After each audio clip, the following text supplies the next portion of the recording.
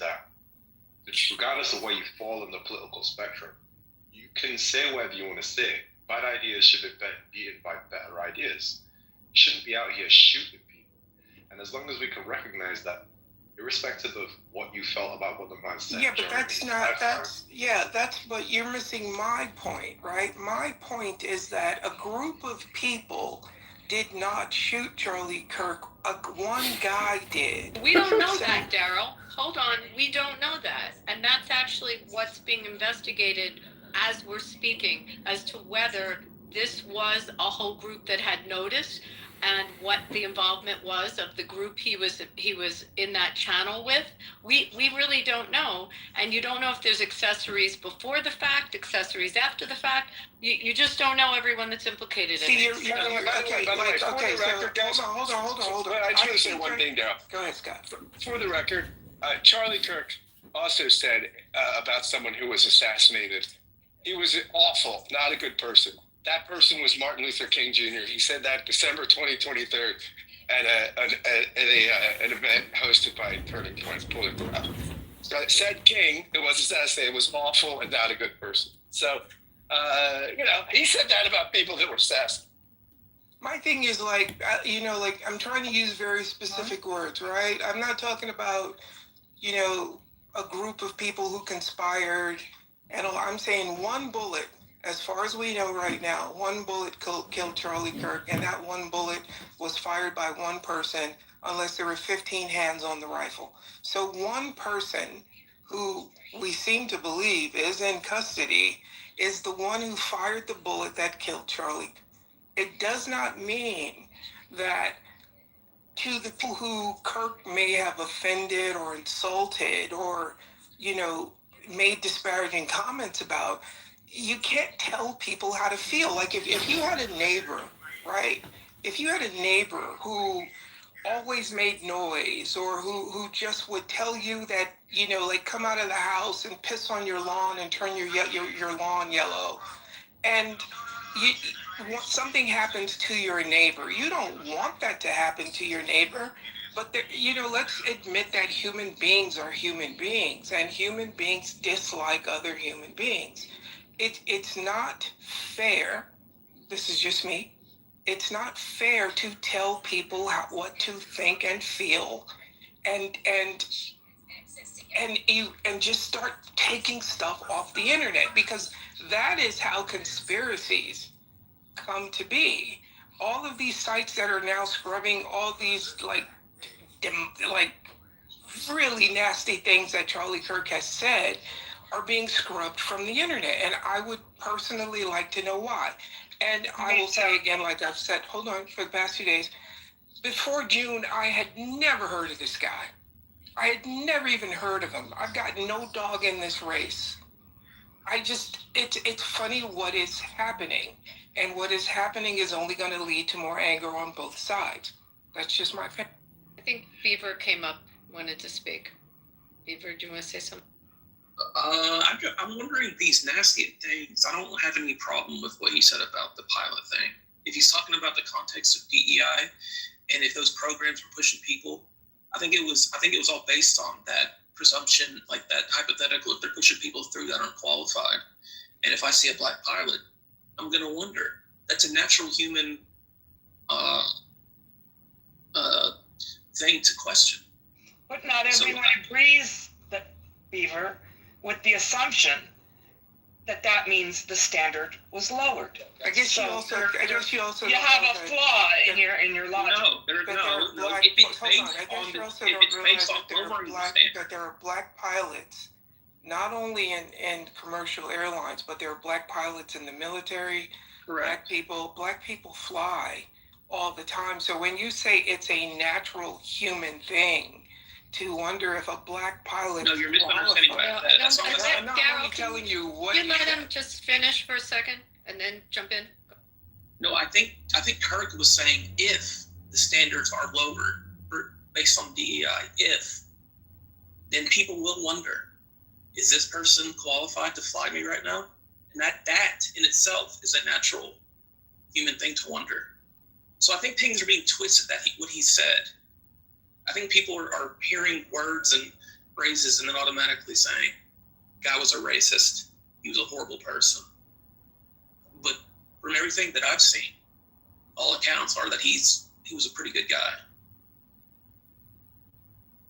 You know, just to piggyback, and then Daryl, if you want to jump on this, after the Harvard decision came out on affirmative action and all the evidence and the arguments came out, and you saw how some of these students were getting accepted versus other students, you take a pause and you think, okay, I used to pay a premium for a Harvard graduate because I knew they were the best and the brightest in the country, but now the best and the brightest in the country were not going there. That's not who they were educating. So if you're going to pay that premium, what are you getting on your premium? And that came out after that court case, that people were wondering, have these top universities wholesaled themselves in terms of the people that they're graduating, and are they graduating what had that extra premium you would pay for as an employer for the Harvard student. So what Beaver's talking about is one thing, but that definitely translated. It translated to law firms that were hiring out of Harvard Law. I mean, it just does. So whether you're hearing that or not, that part translated. I want to make sure I understand. You're saying that the value of a Harvard law degree went down? The value of a degree from the university went down when everyone heard the evidence on what their acceptance requirements were, and the idea that you got the best and the brightest in the country. You were not getting the best and the brightest in the country because they weren't accepting them.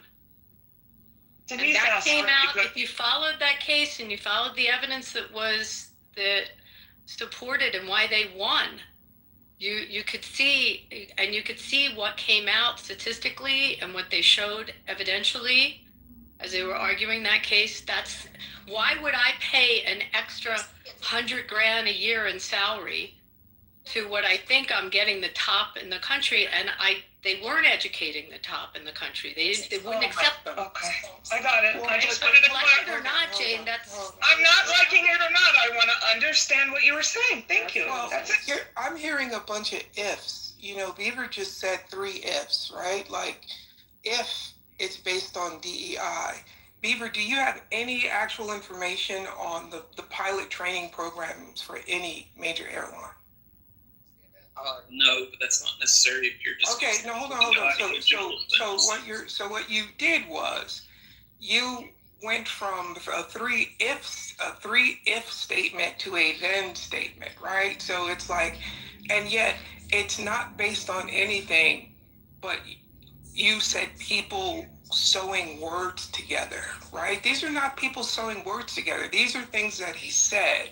If you're going to say that something is a if or maybe or possibility, and it's not based on any information that you actually have, maybe you should go research it and see if these major airlines went out and changed their pilot training programs for DEI, because then if not, you're not standing on solid ground with your assumption.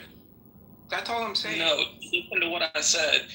If DEI across the board in America, where people are lowering standards, whether it's pilots or not, whether it's the Harvard case that was brought before the Supreme Court, where the Asians were having higher scores and metrics and getting denied.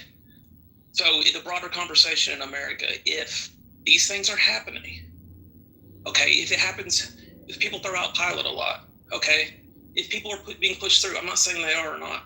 I'm saying that's what he was saying. If these things, then a pilot, I'm going to wonder if they're not there on merit, then am I in danger? I mean, it's just that basic concept. By the way, the Asian thing, I mean, look, if we just, colleges aren't strict meritocracies, right?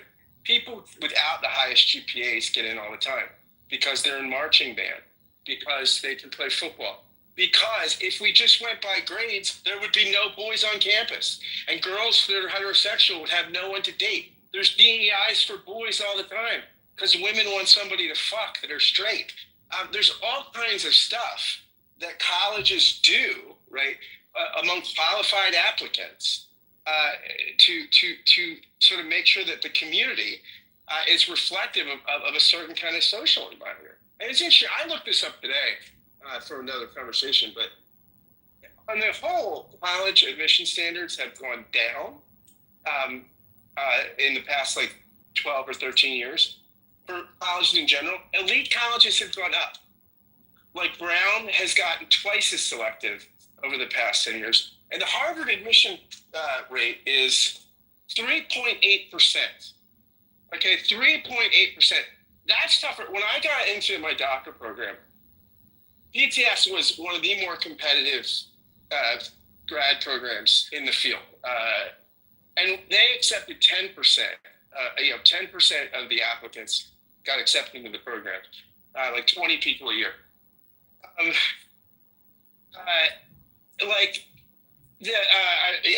However it worked out, but it was a very selective program. 10% was it. So Harvard takes 3.8% of the applicants. That's extremely selective. Scott, look at the evidence from the case. Look, don't blame the messenger here. I'm just telling you there was a fallout. I'm not saying that. I'm not saying that. About it. You can ask. You can Abby, ask. what I'm not saying, Abby, okay. I'm not denying, Abby, that somebody got into Harvard, right?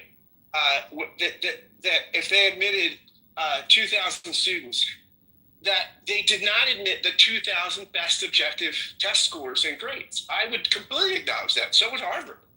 But that's not what any college does, right? If it was a strict meritocracy, you'd have to not even look at names on applications. Then go argue that with the hiring partners at the major. Yeah. I mean, again, don't kill the messenger. I'm just telling you that as a result of that case, it tainted the degree. That may be the case. That may be the case. I mean, that may be the case. I don't know. I don't disbelieve that people might look at that case and think, what's Harvard degree? I'm just saying it's extremely difficult to get in. And universities aren't meritocracies. People, all Ivy Leagues have legacy students, right? People whose parents are they always had mostly white students, right? They get in. They always had legacy. That exists. I have a kid who's an Ivy graduate. I can tell you the whole process and going through it. However, again, don't kill the messenger. When the evidence came out, it tainted it. So what Charlie, I was interesting how Beaver said that, because I haven't heard the recording. I'd like to hear it and hear his words. When did he say it? Where do I find it? About Joe Biden? About Joe Biden should be that one, and also the one. Yeah, Abby, just Google Charlie Kirk, Joe Biden, death penalty. It'll come right up. It comes on video with captions. Okay. It's not hard to find. Yeah.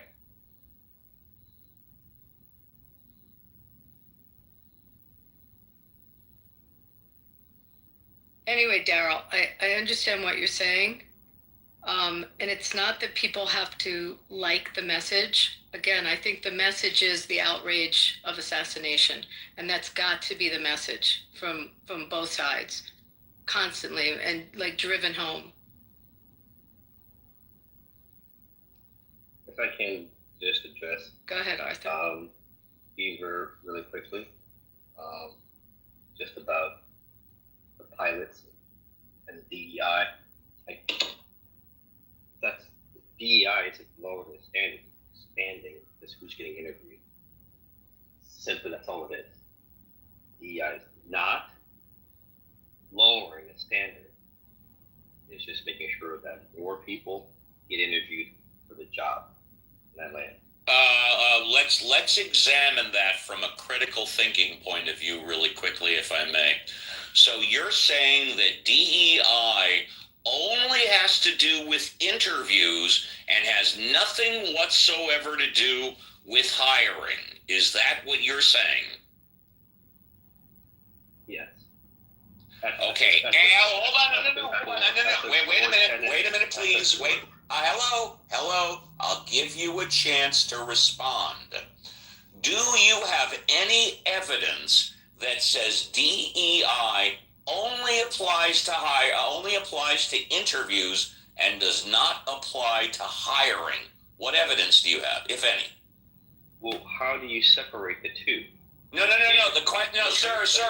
If I may. Question. And you're not answering. Sir, you're not answering it. You're not answering the question. The question is very simple. It's really yes or no. Do you have any evidence? Now you can say, Steve, I don't have evidence, but this is what I think. Or Steve, I don't understand what evidence is. But your response was, how do you distinguish between the two? If you want a link, I'll give you a link. No, sir. I don't want it. Sir, the answer is, I don't want a link. I don't want to be, and you might not have been here a half hour ago when we were talking about Charlie Kirk having debate with college students and they were constantly looking at their phone. I don't want to look at a link. I want to hear it from you. Okay, what evidence would you like me to present to you? I will answer, sir. I will answer that, sir. Steve, let me answer. Sure.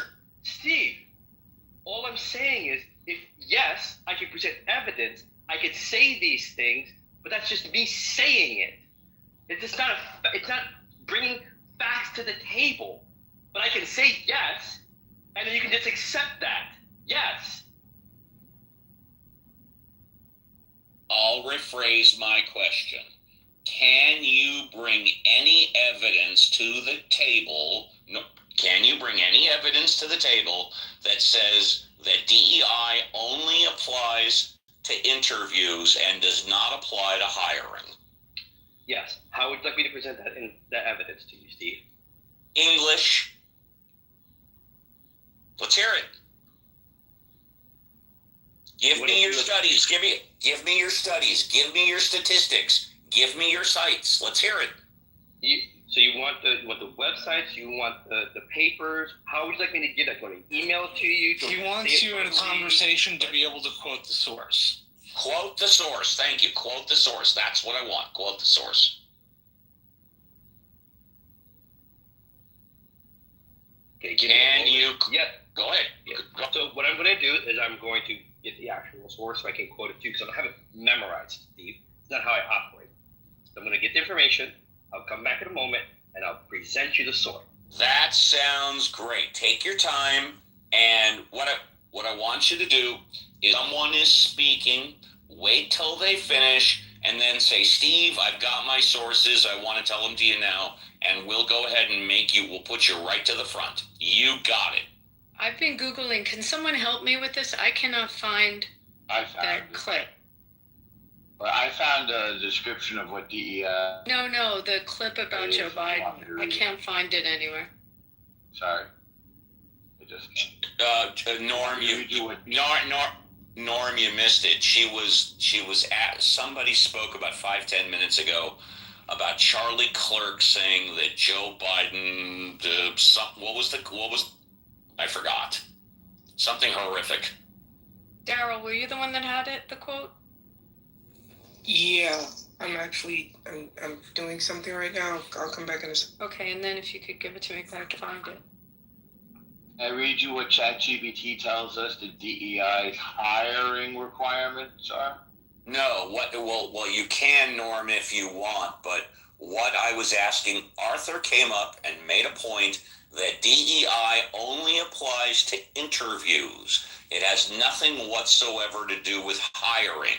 So if what you found on ChatGPT addresses that, where it specifically says that DEI does not apply to hiring and only applies to interviews, go. It says the opposite. Thank you, Norm. That's what I thought. So here are the key principles of DEI hiring. Diversity, actively seek out and hire individuals from various backgrounds, including different genders, ages, races, socioeconomic statuses, sexual orientations, and abilities. Equity, ensure that the hiring process provides fair access to opportunities for all candidates, regardless of their background. inclusion. Cultivate a welcoming and supportive company culture where all employees feel valued and respected, creating an environment where their unique perspectives are encouraged. Then there's a whole list of practical DEI hiring strategies. Thank you, Norm. And by the way, I gave Arthur complete license whenever anybody is finished speaking. If he could find the exact opposite, break in and give me his sites. Thank you. Welcome.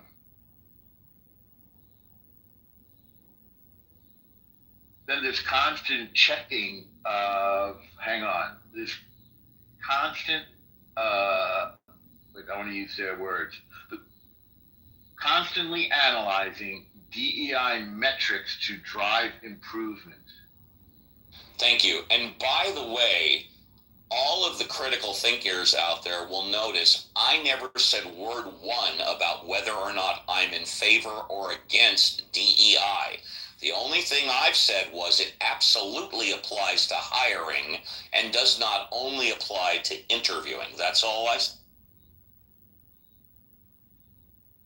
And I'm asking to see that video because I can't find it, and it's confusing. If you said it was scrubbed, and then you said it's just easy Google, I can't find it. So it's one or the other.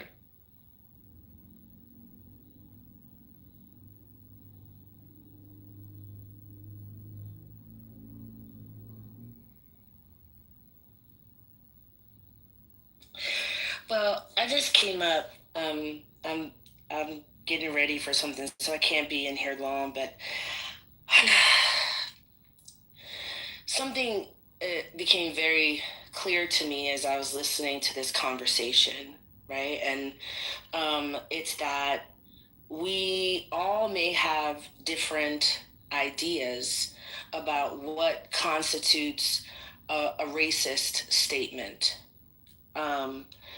I believe that if you see a person and presume that their capabilities are somehow compromised because of the color of their skin, that is a racist statement to me.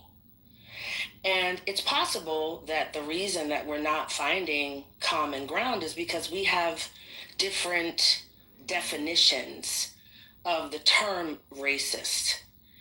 And so in a way, these conversations end up feeling kind of futile because like the idea, I think that is an outrageous statement to make. And maybe we'll disagree about, we can't get to a space of agreeing about how people want to think about and reflect on this time in history, because we want permission to feel and justification to feel that racist tropes, racist statements are okay. And oddly enough, I will fight for you to have the right to do that. You can feel however you choose to feel. I think where this goes wrong is when people try to talk other people out of how they feel. I don't get on a plane and say, wow, this guy is a white guy. I wonder if he's a school shooter. I wonder if that would be outrageous. I wonder if his kids are, that would be outrageous, because it's making a decision about an entire group of people based on their race.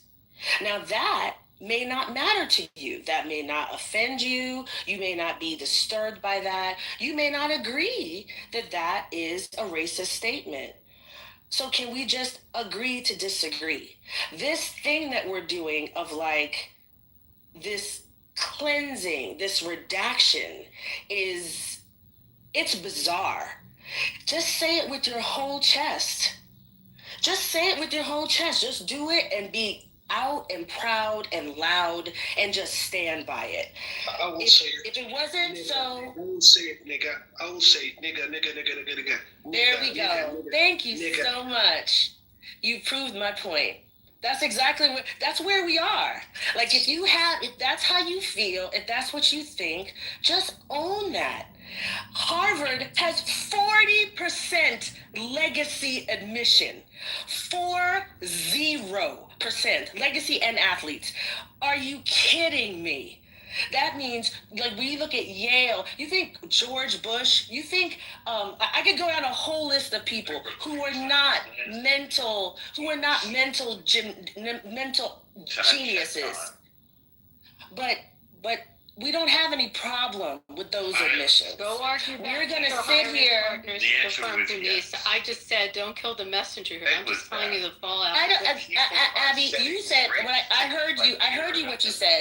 You said there's always been legacy. There's always. And I'm telling you, legacy admissions are not a problem. Legacy admissions are not a problem. It's the 7 black people that got into Harvard. Listen. I didn't interrupt you. I sat and I listened to you. I'm speaking now. Yeah, but don't put it If in that's my okay. words, because I was. Tell you what, let's hey, hold on. Let's let Denise take as much time as she wants. And Denise, the only thing I'm going to ask, and I'm sure you can comply, don't quote Abby. Just say whatever you want to say in your own words. I'm sure you'll do that. Yeah, I mean, I don't even have to. It's we've established it. It's whatever. I just want us to listen. If you can't stand by the words you say, that's your problem. If you're not proud of the words that you say, that's your problem. If you revere someone and there's this effort to scrub every comment. Listen, if you say he was a champion for his position, he was an aggressive, outspoken, there are a lot of things that you could say that are 100% true. I think that where we're having the problem is this campaign to persuade me that somebody that says when they see a black pilot, they're not sure if they're going to be safe on that plane is not racist. That is outrageous to me. That's an outrageous thing to say. So if you feel that, we're not going to be aligned. You're not going to convince me. You're not going to persuade me. So then what are we talking about? Just hold on to the beliefs that you want to hold on to, and I'll hold on to the beliefs that I want to hold on to. And we just agree to disagree. And before we go to Abby and then new people that just came onto the stage, I just want to say for the record, for me, when I hop on the plane, the first thing I think about is how long has it been since the captain had a drink, and did he get 8 hours of sleep last night? That's the only thing I give a shit about the captain or the guy that's flying or the gal that's flying my jet. By the way, I got receipts. Hang on.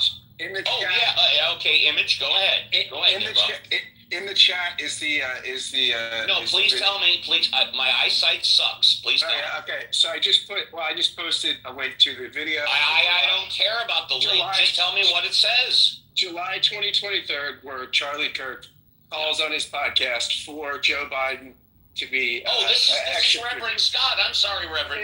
Yeah. This is. I just posted the link to where Charlie Kirk says his own show, Joe Biden should be executed. I posted it too. I didn't see that Scott had did it, but I posted the Reddit link too. All right. So I think it's interesting that Abby seems to be saying she couldn't find it, and yet I just Googled it again, and it's all how over. Old are you? Why? Because I'm a lot older and I'm not good with finding. And she doesn't look it though, because I hung out with Abby in person, and she does not. She doesn't look. She looks like she could Google faster than a 35. Thank you. All right. So Abby, did you want to respond? Yeah, just again. Just do me a huge favor. Just do me a huge favor. Don't quote any prior speakers. Just say it in your own words. I'm specifically saying articles I read, talking to people in the industry, and the fallout was the fallout. I'm not promoting it. I'm just stating that was the fallout after that case. With respect to having natural biases, you want me to own one? When I go to the hospital, I get really happy if my doctor is a Jewish doctor. So there's an absolute bias. You can like it or not, I'm going to own it. Okay? It makes me feel good when that happens.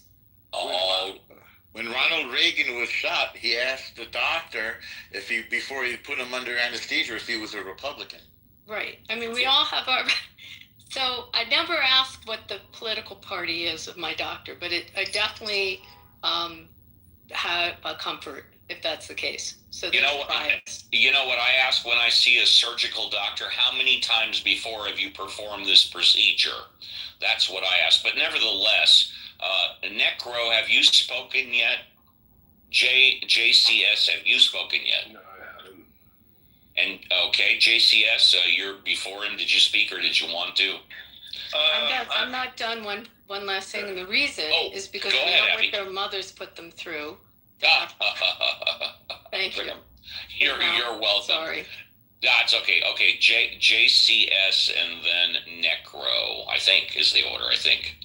It's rare that I don't have something to offer, but much of what I said was in the chat throughout the duration of the conversation, so I'll just leave it there. I gotta go to the gym, but thank you. All right, I show Necro and then Arthur, who we're waiting on, and then Lana. Hi, Necro. Yeah, I just want to be clear about understanding well, I just want to understand essentially what specific topic. Is it all mostly around Charlie Kirk and his legacy? Because I know that's been around for the past week. Thanks. Anything else, or are you good? Well, I just wanted to clarify that. Is that really what the subject is about? The subject's about anything anybody wants to talk about. It's an after party. It's a popcorn. Oh, okay. Well, I mean, to me, since I heard about, it seems like there's been discussion on Charlie Kirk. I mean, to me, I ultimately see is like, you have a lot of people who have, of course, been putting about a lot of the, rhetoric that showed a lot of Kirk's controversial side, ultimately. And to me, and of course, you had Dwayne Johnson's daughter who made the claim that if you don't want people to say, nasty things about you when you're dead, then don't say nasty things while you're alive. Yeah. And so, to me, it's like, in general, I mean, I'm not a person who feels the impulses to do that, but I think all opinions are valid on the subject. But I think essentially the same people who want the legacy that Charlie Kirk was known for being a person who championed free speech, the greatest way they can insult his legacy is by, like I heard on the news the other day about a story. I mean, I haven't looked at the story, but I heard of like a guy who was apparently arrested for celebrating Charlie Kirk's death, which, you might like, I mean, it's like, as shit as you think it is. He got arrested because he went and destroyed part of a vigil. There were people around it, and then there was a thing of like flowers, hearts, and notes. He probably got charged with destruction of property. Okay. Well, I mean, like I said, that like if that was the case, but I mean, regardless, I have heard people who have said that essentially that people should be in jail online. Like I've seen people on Facebook saying that, people have, should be in prison for celebrating his death. I mean, which is like, yeah, you can say it's shitty, but it's like, it's still something that's protected under the First Amendment, like under free speech. Yeah, and I'll give you my personal opinion, and again, I'm no lawyer, but where you cross over the line, you are absolutely allowed. Unfortunately, if someone died or was assassinated after the fact, you can say, I'm glad they were assassinated, I'm glad they're dead. That's protected. But once you advocate for assassinating or killing somebody in the present day or the future that's currently alive, that's where you step over the line. Uncle Steve, let me tell you, Yes. Ann Bondi, the Attorney General, disagrees with you. Really? She single-handedly is overturning Skokie today and says that people will be gone after by the Justice Department for hate speech. David French, who knows his Constitution pretty well, said, this is crazy that hate speech, there's no hate speech exception in the First Amendment, but according to Pam Bondi, there now is. And as Attorney General, she said she will be enforcing. Yes. However, we should clarify that hate speech does not require an element of inciting violence or breaking the law. For example, here's some hate speech for you out of my mouth. I hate the Nazis, and I wish that they will all be disbanded. That is hate speech that's protected. But if I say members of the Nazi Party should die or be assassinated, that's where I cross over the line from hate speech to inciting violence. And let's see, who hasn't spoken? We have Lana. Lana? Hi, Lana. Hi, how are you guys? How are you, Lana?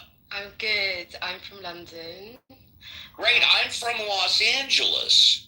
See, I love it. We're already connecting across the pond. Great minds think alike. What would you like to contribute? Do you know what? I'm grateful to find a room that, celebrates diversity and brings people together. And I'm finding, I'm Jewish. I'm living in London. I just came back from Israel, and I have experienced so much. I hate the word hatred, but there you go. I've had so much challenges in this country from before I left and since October the 7th, and coming back from Israel. And I'm quite a person that stands up and can, normally stands up and is celebrating who I am. And I'm a singer and I run live music nights, and I've never felt, I've never found it difficult to wear my Star of David or, my yellow badge about the hostages or anything like that.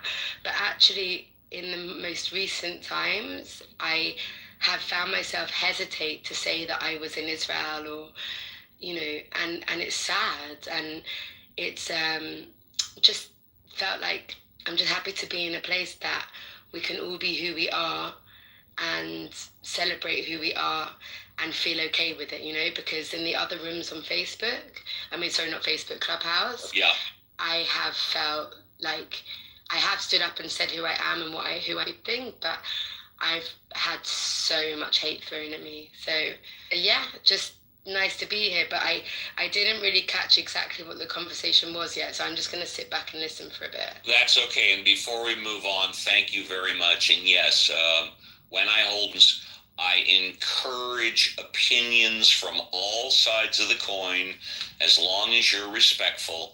And if you say something, and I'm not saying anybody has, but if you say something that is either completely stupid or ridiculous, I'm going to stop and call you on it.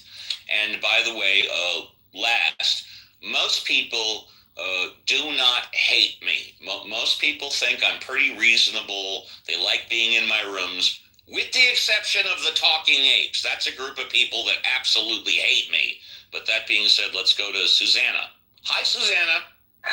Hello. Thank you so much for having me. And by the way, it's a pleasure to have you. Thank you. So I already know definitely there's a lot of things that I disagree with some people here, but I also believe in free speech and peaceful thought. So disclaimer, I'm a conservative. But some of the reason why I feel just calling out Charlie Kirk as a racist for statements such as the pilot statement, if someone says, I think Black pilots are not able to fly, I would agree. That's a racist statement. That would be abhorrent. But he didn't say that. He said, if I see a Black pilot, I'm going to wonder if he's qualified. And there's a little nuance there. And the nuance is that he's not saying, oh, I think he can't fly because of the color of his skin. He's saying, I'm not sure if he can fly because people are getting jobs based on the color of their skin. And that worries me. I'd rather know that they're getting jobs. If DEI was not in play, then he wouldn't make that comment. And every single comment that I hear about him, that he's racist, if there's more context to it or you understand what he's talking about, I feel that it is pretty much unfounded.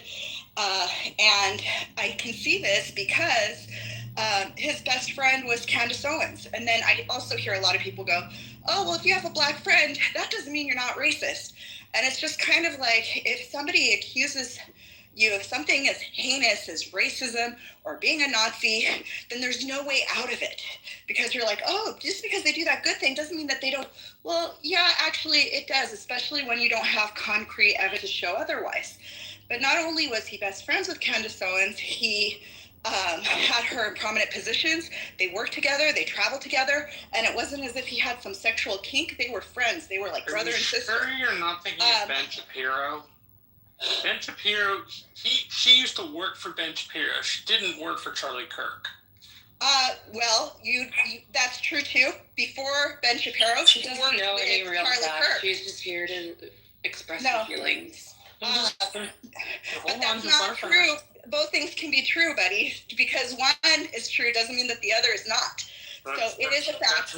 That's not what I said. What I said was, I think the thing you're talking about is not Charlie Kirk, because he didn't employ her in any positions. He certainly wouldn't set foot anywhere near her now. She has gone off the deep end. Actually, that's not true. That's not true. You're misinformed.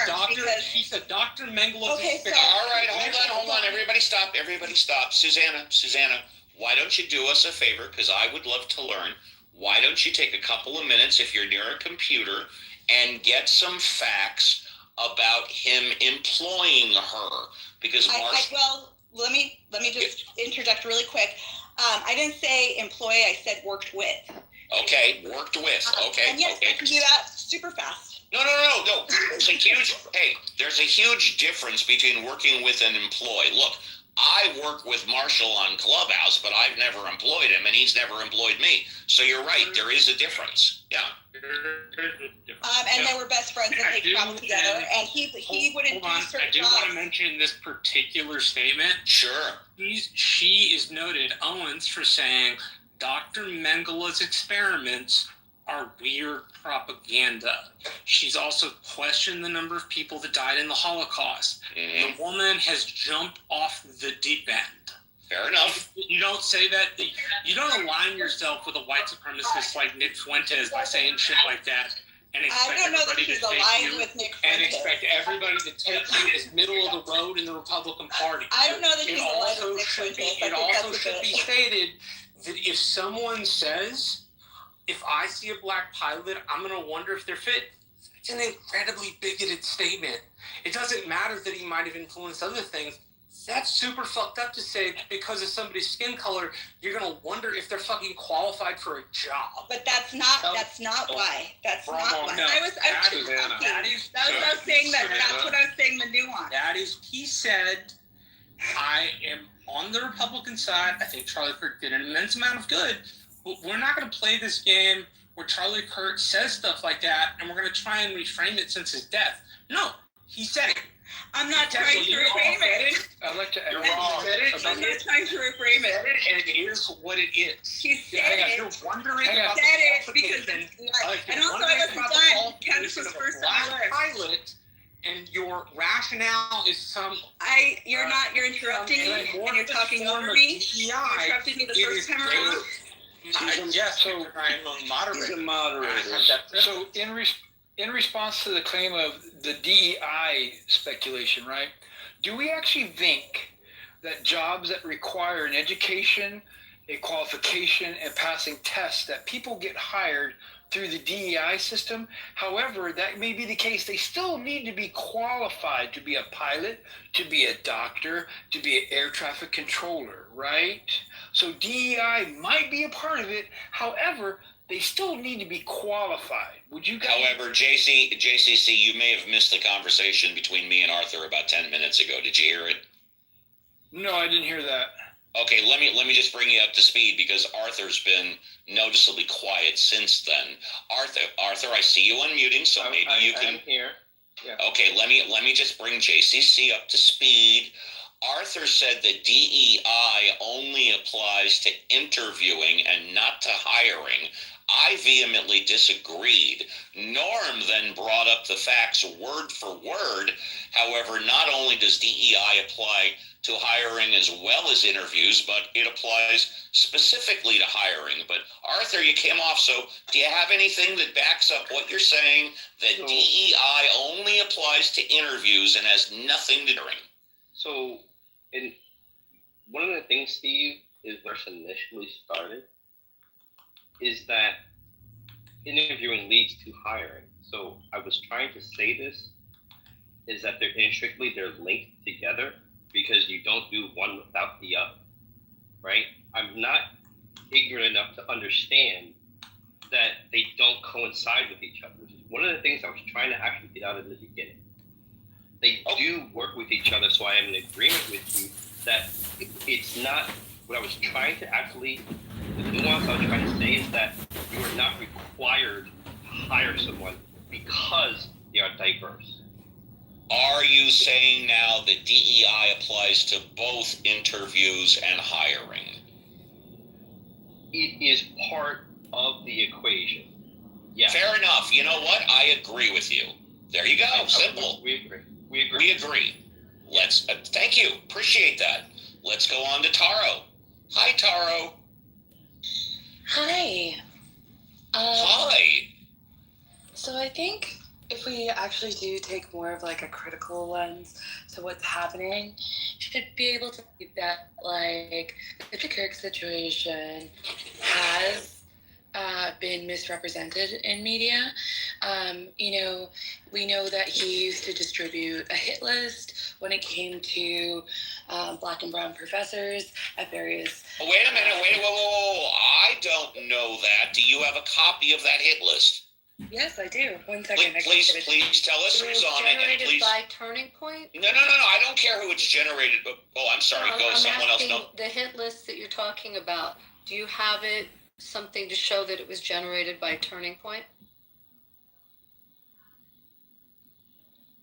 Taro hopefully is going to get us the name of who's on the hit list and what the hit list stands for. I've never heard of this before. I don't know if this is a hit list that actually. There was a sort of naughty list. Like, I don't know if exactly what the hit list, but like there was one Black professor that was on it. Was Charlie Kirk said she's terrible. She's advocates these views that are liberal, and she would get these death threats and call the C word and the Black B word, and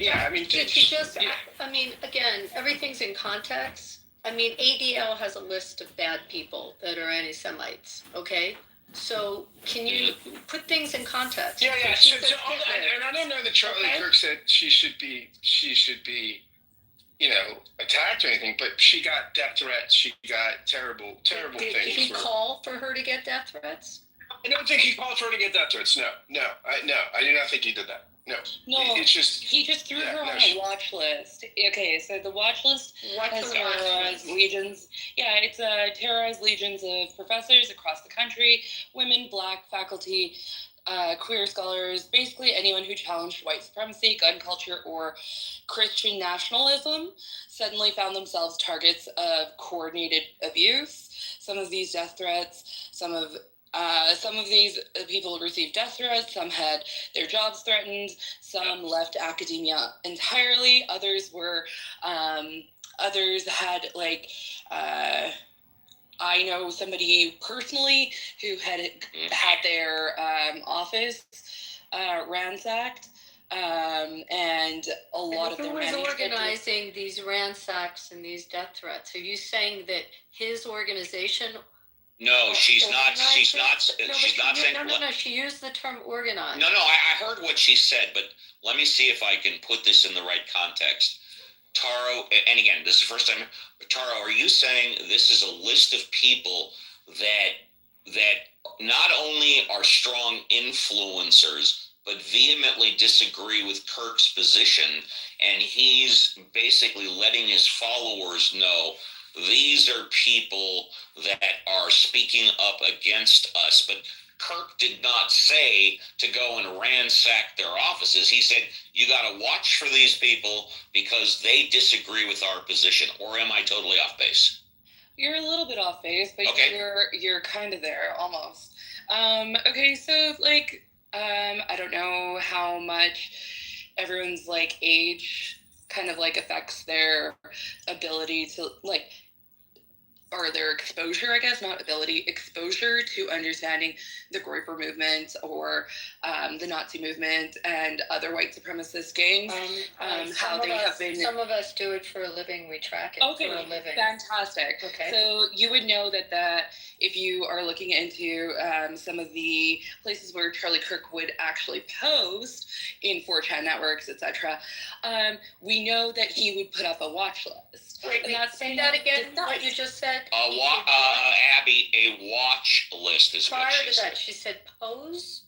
Is that the word? Post. Abby, post a watch list. Go ahead, Taro. Go ahead. Is my English difficult? No.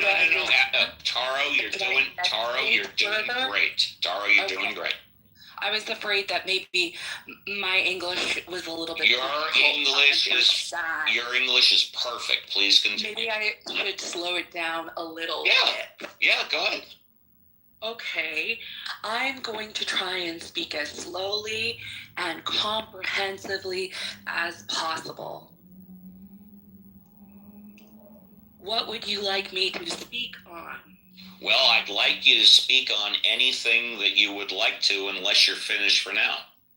Well, I think that my point, before I was interrupted several times and asked to provide evidence, which is weird because, like, Susanna said a whole bunch of things that were false, and we didn't ask her for, but that's fine. Anyways, I think that if we use some critical thinking, yes, and we understand what like makes up and constitutes a gang, we can understand that these white supremacist gangs, as they exist on the internet, in this meta space, is spilling over into physical spaces. This has happened before in history. Klansmen have been at the throats of other skinhead organizations, and this has just been a position that white supremacist organizations generally have. So they don't necessarily cooperate with one another. This is a common kind of position that exists with white supremacist organizations. Charlie Kirk, as somebody who was also a part of a white supremacist organization, is also a part of that. What's the name of that? What's the name of that organization? I think Turning Point USA was his organization. Okay, I'm not aware that. Hold on. I wasn't aware that Turning Point was a white supremacist organization, but please continue. Okay, well, I'm glad that I could be here to help. May I ask you a question, Taro? Does the white? Tell you what, Abby, hang on, Abby. Go ahead, Taro.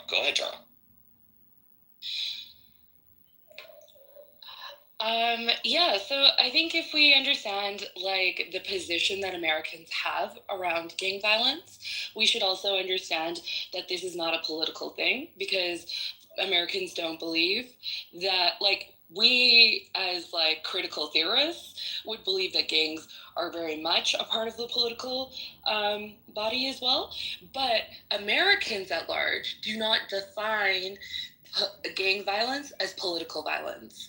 And so I think that this, like, what do Americans in general define gang violence as? It's non-political. I got to tell you, would you like me to give you a article on that? Would you like me to explain that Americans feel that way, or? Yes, I would like it in. I would like it in your own words. I would not prefer an article. I'd like it in your own words. You see, my opinion, first based on the facts, that when we talk on Clubhouse, and I said this yesterday, is that 85% of the people just listen. Only 10 to 15% of the people on Clubhouse speak. And so I encourage everybody not to confuse the 10 to 15% that speak with the 85% that just listen. You see, I think most Americans really don't care that much about what we're talking about. They care about paying their bills. They care about their household. They care about their family. And they care about a safe environment. They don't care about arguing over conservative and liberal and Democrat and Republican and blue and red. But if you want, you can tell me what you think and why I might be wrong. So I feel like in what you've said already, you've projected a lot of like strange statements, but like I don't know what to like. Well, they might be strange, but I maintain that they're true. Okay. And by the way, if anything that I just said, in your opinion, is not true, tell me what I said that's not true. Okay. I don't know where you are putting your thoughts together in right now. I'll tell you. I'll answer your question. Go ahead and go. Thank you. And then we'll move on. Where I'm putting my thoughts together, and by the way, you talked about age earlier. I'm 65 years old, okay? I'm born and raised in Los Angeles. I'm giving you a little bit of my history, okay? I've got a bachelor's degree from 40 years ago. I've got 35 years of experience in workers' compensation, employment, and labor law. But nobody on Clubhouse wants to talk about that. So instead, I've spent the past 4.5 years on Clubhouse speaking to people about current events, politics, God and religion, and the human condition. And I've spoken to thousands of people. So when you ask, where am I getting my thoughts from? That's where I'm getting my thoughts from. But I'd love to hear from you in a bit, but I want to give some other people. Do you want me to give you a resume right now too? If you want, you can send it to me. That's fine. Well, I figured you wanted to do a credentialing because you were credentialing yourself. The only reason why I was credentialing myself is because you asked me, where am I getting my thoughts from? You said, I don't know. You said, I don't know where you're getting. See, now you're interrupting me. You said, I don't know where you're getting your thoughts from. So I figured I would be honest, sincere, and answer your question. Yeah, and I was offering that then if you are honestly and sincerely answering my question, that you would want to like actually hear my thought out, because you still haven't actually let me finish a thought. Tell you what, take a minute and finish a thought. Nobody interrupt her, and then we'll move on. Go ahead. Okay, yeah, like, so, as I had mentioned, Americans at large, because I'm talking about the legal system, not our individual beliefs, the American legal system sees gang violence as senseless violence. It considers it senseless, and it considers it to be non-political. This is just what it's called in the legal world. Now, America is not just us talking on Clubhouse, but it's also a number of different systems that come together to actually work and function as a state. And so that is what I'm trying to address, that this gang violence that happens between white factions of white supremacist groups should not be taken as though it is political violence, when they are actually just hitting each other this way. We don't do this to any other race. You're going to argue. No, let her take her 30. Let her finish up her 30 seconds, because I do want to move on. Go ahead, finish up. We don't do this to any other race. We don't do this to senseless gang violence. Will do. It will lead to senseless violence. You're being wholly and completely dishonest. Charlie Kirk, on the Republican side, led one of the largest grassroots organizations in the country that helped drive the youth vote out. Tara, go on mute, please. Tara, go on. Thank you. So did the Black Panthers. Tara, go on mute, please. Second request. at no level since Richard Nixon in 70. So did Mumia Abu Jamal. I'm not done. You got mad at Tara, last request, Do please. you know who Mumia Abu Jamal is? All right, okay, and let me just say this before we move on to Marshall. Tara, I gave you 3 warnings to stay on mute, and you didn't, and I'm terribly sorry. If you want to hang out, we'll bring you back again in about 5 minutes, but I don't know how long you've been on Clubhouse, but there's a general rule on Clubhouse all over the place that you don't interrupt the moderators. That's pretty much the same rule in every room, but Marshall, go ahead. No, I was going to say it's a dishonest framing.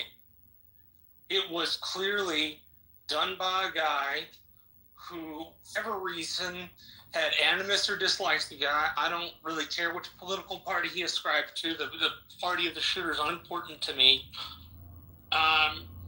He then took a bolt-action rifle, set up a 200-yard shot in the middle of a political rally. I don't know in what context, in an assassination, which, by the way, if you're going to shoot 200 yards, far, far longer than voices can be heard over, you need to be a pretty decent shot, which means you have to practice and think about what you're going to do. So it was premeditated, certainly. That's what the state charged him with as well. The other piece of this is, again, it was at a political rally done to a guy who leads one of the largest college grassroots organizations in the country that is famous for politics. They're not famous for just being white, or he's not famous for just being white. He's famous because of his politics. So it's clearly a political assassination. To say that it is not is to be genuinely dishonest in the framing. I'm not assuming that one is a dishonest person. I'm simply assuming that the framing itself is dishonest because it doesn't adequately take into account his political status, the group he was a part of, or the people he was talking to at the time he was shot. I would be curious to hear her definition of what a white supremacist is. I was actually wanting to know how, because she specifically said that Turning Point and he are affiliated were white supremacists. So I was just curious how she defines a white supremacist. Well, affiliated is different because affiliated is different. You know. But she specifically said his organization is. Yes, she did, and we can bring her up in a couple of minutes. I got no problem with hearing her again. But Hanson is new and Ron is new. Hi, Hanson. You want to contribute? Hanson, would you like to? Hanson. Oh, hey, yeah. There we go. Yeah, go ahead. Hi. Go ahead. Get to my phone. Yeah. No problem. So I just came in earlier, and then shortly, and I heard about the DI, and just want to say something about it. Sure. And then before that, I also heard Susanna talking about Candace Owen and Charlie Kirk. Yeah. And I'm not too familiar with the Candace Owen, but just the other day, I think on YouTube I just happened to come upon her video memorializing Charlie Kirk, and so she said she was working very closely with Charlie Kirk on the founding or maybe actually founding of the Turning Point USA. So I don't know if it is employment or under. So, but they are. I like affiliated. That sounds like affiliated. I like that. Yeah, and she also put on the videos how close they work together. So, just want to put it out there because it seems there is a controversy of how close they work together. Hey, I've been asking very, very, very close to. I've been asking Abby for a job for years, and she'll only affiliate with me on Clubhouse. Hanson, really quick, did you hear that I wanted my physicist to be Chinese? Does that insult you in any regard? Well, that's your preference. Yes, sure, definitely. I mean, if that's the preference, that's Especially if you're into Chinese medicine and not Western medicine, right? but would rather you say that you want the best physicist to work with you. Let's go to someone that I haven't seen in a long time. Ron. Actually, I just finished it. So, I'm sorry. Go ahead. Go ahead. The Kenneth Owen part, because I just happened on that. But regarding DEI, I think it's DEI definitely is. Is the consequence of DEI definitely lowers the quality of the profession, because if it is without DEI, the market pressure would have the press for the right amount of qualification, and then when you add in external pressure to filling the quota, affirmative action, either affirmative action or DI, that definitely would lower the quality of the profession. Okay, I'm done speaking. Let's go to someone who I haven't seen in a gazillion years. Ron. Hi, Ron. Long time no see. Hey, Steve. I was browsing, and I'm a fan of yours, as you well know, and I'm a fan of critical thinking, so I thought I would tune in and see if there's any contribution I could make. So can I listen for a while and chime in? Yes, absolutely. You sure can. We're probably going to be here till 6 o'clock, 23 more minutes. You can. Quing. Hello, Quing, if I'm pronouncing that right. Quing. Quing. Q-I-N-G. Q-I-N-G once. There he goes. It's pronounced as Ching. Ching. Well, thank you. I didn't know. Ching or King? Got you. Would any of the mods like to speak? Go back to the mods and then go on down the line. Mods. Did you skip me for a reason, Steve, or are you? Who is speaking? Who is speaking? Zero. Oh, Hero, I'm so sorry. Please forgive me. No. It's okay. Nope. I was letting more diverse people in the queue. No. The only reason is my eyesight sucks. Go ahead. That's okay. So I came up when you were sort of berating Arthur. Which I thought was pretty rude, dude. Like let a guy get a thought in there. Same thing with Tara. Like, the interruptions are really hard to listen to in the audience. So I just felt like I had to come. So I guess we kind of beat this to death, but the whole pilot thing. Saying that you're concerned about the pilot's competence because he's black is definitely racist. You cannot smooth that over. If you don't understand how pilots are certified, then you just don't understand. You just don't know. So Charlie Kirk made a career being super confident about things he didn't know about, right? And that's a weird kind of DI program, like, just like puffing up the incompetent people for some reason.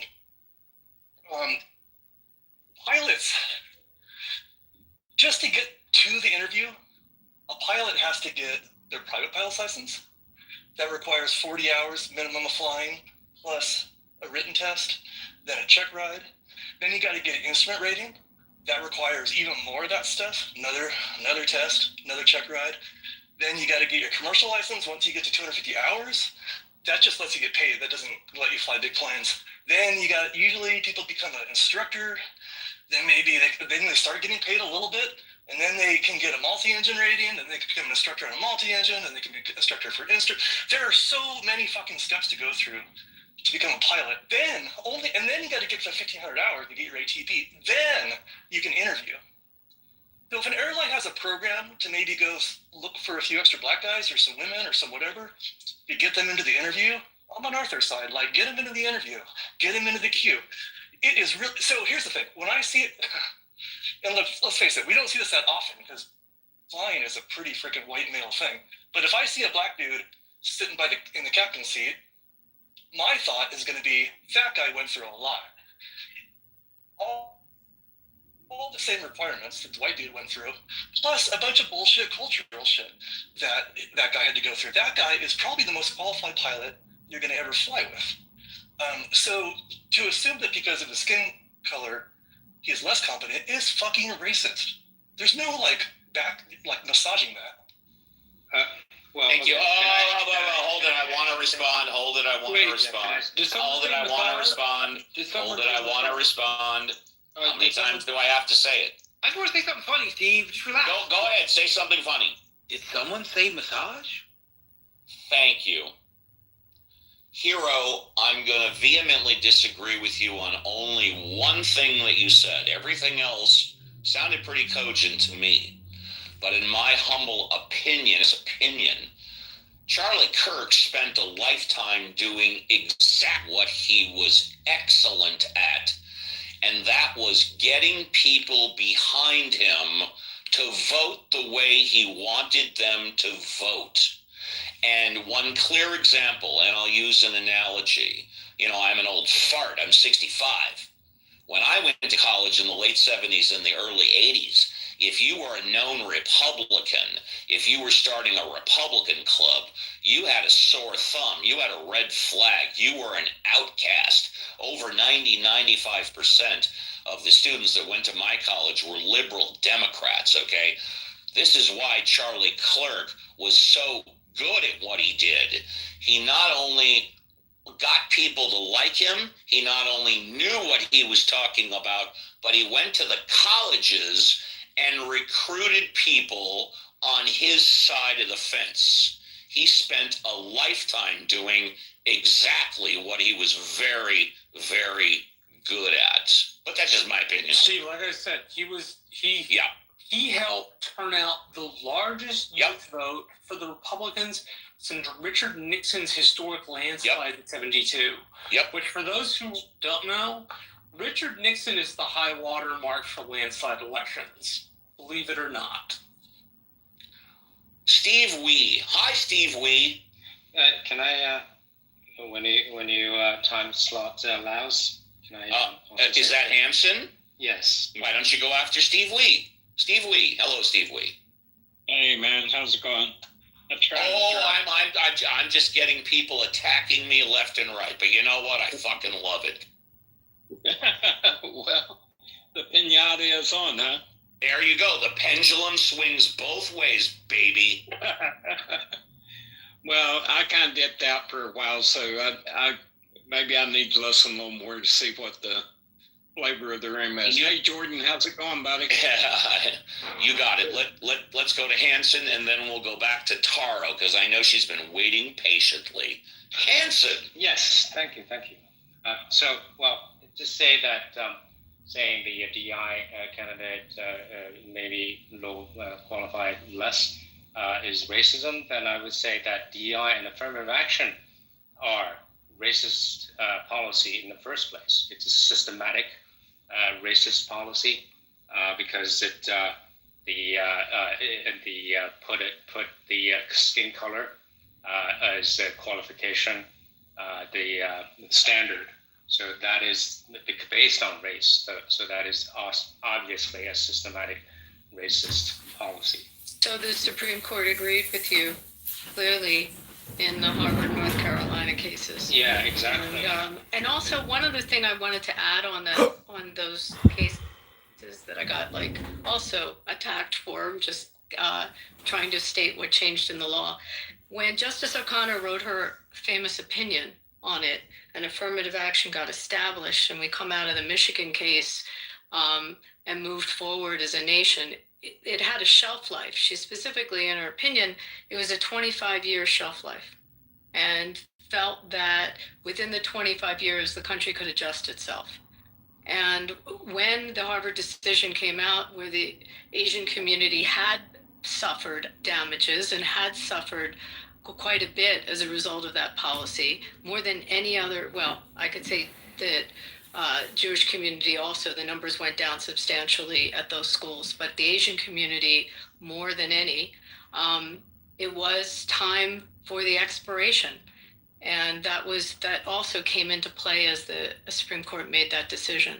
But it was most certainly based on skin color for those 25 years. And hopefully the Asian community will now start taking its place in these universities and having the proper acceptance that they deserve. Yeah, and also it's very clearly lowered standard with admission scores lowering dramatically for the targets of DI and affirmative actions. right. And I was going to go to Yara, but she left. So let's go to Christian. Hi, Christian. Hey, Steve. How you doing?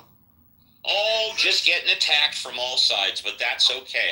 If I'm going to be attacked, I want to be attacked by the Republicans and the Democrats both equally. Yeah, go ahead. Yeah, I agree. I think that's completely fair. Well, I just wanted to... You know what that means, bud? It means I'm doing a good fucking job. Yeah, go ahead. Yeah, I totally agree. And in your words, I think you're doing a great fucking job. Oh, thank you. no problem, man.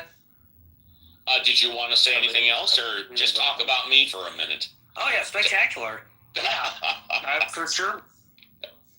You care to hear what Taro put in the chat? Yes. What did she put in the chat? Sorry. No. You got more, Christian? Oh yeah, I do. Sorry, I just was coming out from outside, so apologies. Well, I did want to talk about a little bit about Charlie Kirk, and I don't know how many times this came up today, but Steve, I want to know, because I haven't talked to too many people about it. What have you seen? Because I've been hearing a lot of liberals and Democrats kind of like celebrating his death, and I've heard, that come from, a lot of Republicans. So I wanted to know, are people really just celebrating Charlie Kirk being dead? Is everybody just like, jumping from their seats, just so spectacularly happy? What have you heard? I will give you the facts. Yes, some people are, and some people from both the right and the left. Most people are not. That's my observation. I believe it to be factually correct. Now, if we want to go to the law, which you didn't ask, I said it earlier, I'll say it again. Your speech to say that you're glad he's dead, that is protected speech. But where you cross the line is if you advocate someone today who's alive or tomorrow being killed or assassinated. That's inciting violence, and that is not protected speech. The speech of saying that someone who's dead, you're happy about it is, I personally think it's reprehensible. The message that me, Marshall, Denise, I assume all of the mods, we all agree. The message is simple. Under no circumstances whatsoever is it permissible, no matter what, to assassinate someone because of their words. If we can all get behind that very simple message, then we can move on. But if anybody says, well, what about this or what about that or whatever, I've got nothing less to discuss with them, because there's nothing else that I can say unless we can move forward from that point. That's my opinion. And Steve, and I've been looking a little bit on the news, because obviously this is still a little bit of a newer situation. Yep. And they charged him with, I think it was multiple counts, but they the ones that I've heard of, at least charges wise, was aggravated murder and then felony discharge of a weapon causing deadly, outcome was kind of the charges that was given. And they have, or at least the prosecution has asked for the death penalty to be enforced, because in accordance to Utah state law, it is perfectly legal. Do you think that Mr. Tyler Robinson will indeed be facing the death penalty, or do you think that will not happen? Let me just say this. To qualify for the death penalty, and Abby's more qualified to speak on this than me, when you are just convicted of second degree, or for that matter, even first degree murder, your chances are less likely of qualifying for the death penalty than if you have first degree murder with special circumstances. In most places, it has to do with a political motivation. It has to do with a hate crime. It has to do with killing a law enforcement officer or killing a witness.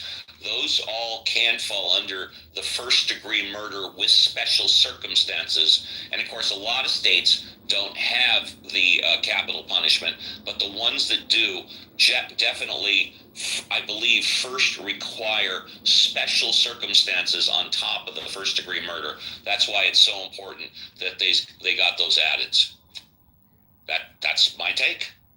Thank you. I don't think I have any other thing aside from one more question. Then I'll sure, go ahead. I was here for a littlest bit of time. What exactly happened with the previous speaker earlier? Which one? I mean, I don't want to say by name, but you can. This Not the weekend. Go ahead. You can say whatever you want. Yeah, I'm trying to recall her name. She was interrupting you a lot. It was like pretty recent. It was probably like 10 minutes ago. You must be talking about Taro. Yeah, yes, Taro. Yes, that's correct. Yeah, yes. well, we put her down for 5 minutes. We brought her back up. She stayed for 5 or 10 minutes, and then she left. She left right after I said she would be next, so she didn't find the room enjoyable. And that was the reason why that whole, like, basically outburst. You'd have to listen to the replay. I can't regurgitate it all. It was my fault, Christian. Okay. Well, it's always JCC's fault. You should know that. Okay. Yeah. It's always JCC's fault. Yeah. Okay. Let's go. Did we do Sean B? I think we did. Yes, we did do Sean B or no? Sean. Oh, I just got here. I just wanted to say hello. Hi. Hey, good to see you, Steve. Good to hear you. Good to hear you. It's an honor to be in your room, and hello to my fellow Californian in this beautiful weather. Yes, Los Angeles. Yes. Right. No, I'm a conservative. I was curious if you had any specific questions, because you mentioned, you like being able to ask conservatives questions. I mean, I could speak on. I said I like asking conservatives questions. Maybe not that. Maybe you said you like conservatives. No. I'll tell you exactly what I said. I said I like to hear opinions from all sides in a respectable manner. Okay. Yeah. The whole racist thing that I've been hearing about Charlie Kirk has been of interest to me, and to be quite honest, I haven't had the opportunity to hear anything that was racist that's come out of his mouth, but apparently he did have something to say about people of color and. Let me tell you what I've heard and what I've seen. And again, I've learned more about Charlie Kirk posthumously than I did the entire time he was alive. Although I got his emails like 2-3 times a day, I just deleted them. His comments, whether or not they're in or out of context, come very, very, very close, if not going over the line of racism. But you can make an argument that they're not racist. Now, of course, what I've learned, I would never follow this guy. I would never quote this guy. he's just way out of the box on the Christian ultra-right, and very much borders on racist. But I'm sure a supremacist or a Donald Trump could make an argument that what he's saying is not racist. But for people like me, I find it pretty right there. Yeah, go ahead. Oh yeah, no, and all I was going to say about it is I wish I had the opportunity to ask him that question and understand better if it was taken out of context. So I definitely would look forward to checking that out, and if we're still having a conversation about it during the next few days, I think it'd be interesting to understand that better. Thank you. And when I hop on a plane, if I see the captain is black, I'm not thinking about whether or not he's qualified. I'm thinking about the same thing if I see a white pilot. When was the last time he drank alcohol, and did he get 8 hours of sleep last night? That's the only thing I give a fuck about. Moose. Hi, Moose. Moose. Hey, Steve. Yeah. Hey, Moose. How you doing, man? I agree. I 100% agree with what you just said. Thank you. I know there's some folks putting some stuff in the chat, that he was involved with meeting with other black leaders, and apparently he even tried to organize some black youth to get to the White House. So thereby, he can say whatever. That gives him a parent license, as if he's like a black comedian and he can go up on stage making, jokes about the black community. Yeah, I heard him and Elon Musk had a special spaceship that whipped him out at the speed of light on the other side of Saturn to Titan to go visit with the aliens and come on back. No, I'm just right. Yeah, right, exactly. Well, exactly, and I think it's really the biggest hurdle for me, the biggest leap where people are trying to justify his comment. It's infamous. One of his infamous comments of saying civil rights was a big mistake, but people that are defending that, saying it's not racist, are really trying to leap do a time warp leap and fast forward to today to DEI, and I loved your example of the pilot, right? Yeah. So back in civil rights era, you would never see it. Charlie Kirk would never walk onto any airplane and see a black pilot. He wouldn't walk into any business and see a black business owner. You wouldn't walk into any diner seeing black people sitting elbow to elbow to white people at the counter. Like, we're like civil rights, Jim Crow.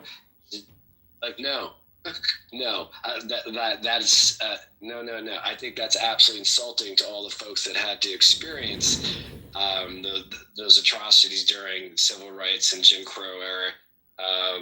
And I gotta tell you, when I die, say, well, I'm gonna be suspect if it's a I don't expect anybody to come to the funeral. Now, one person, maybe a couple. That's about it. Airline pilot, like, it's not What I'm like, trying to say is, you can live your life as the same, but was, as you can see, after Oblivion, this is how you're treated. I'm just gonna. He was a racist. And just to see if he can bypass all the years of training. And just come on, do me a favor, because we need to make those stats. We need to, we need affirmative action for black pilots. It's like, that is the absolute, like, him using that actually just kind of showed himself. It really did. If he said, like, well, we need more, black executives in tech, here you go. Yeah, that's more believable as far as actually trying to say, you know what, the black person, he's not qualified. He's just a black pilot because he's black. He just somehow magically got past all the FAA requirements and hurdles to be responsible for flying 300 plus people daily.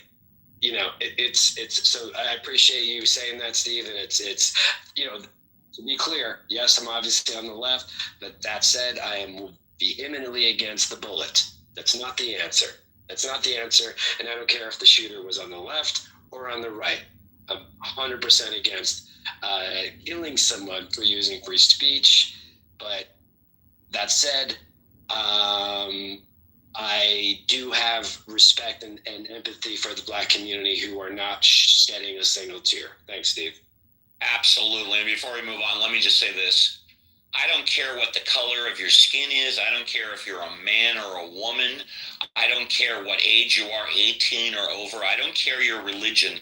Everybody has the chance to be an individual idiot with me. All you got to do is speak to me for 5 minutes, and believe me, I'll tell right away if you're an idiot.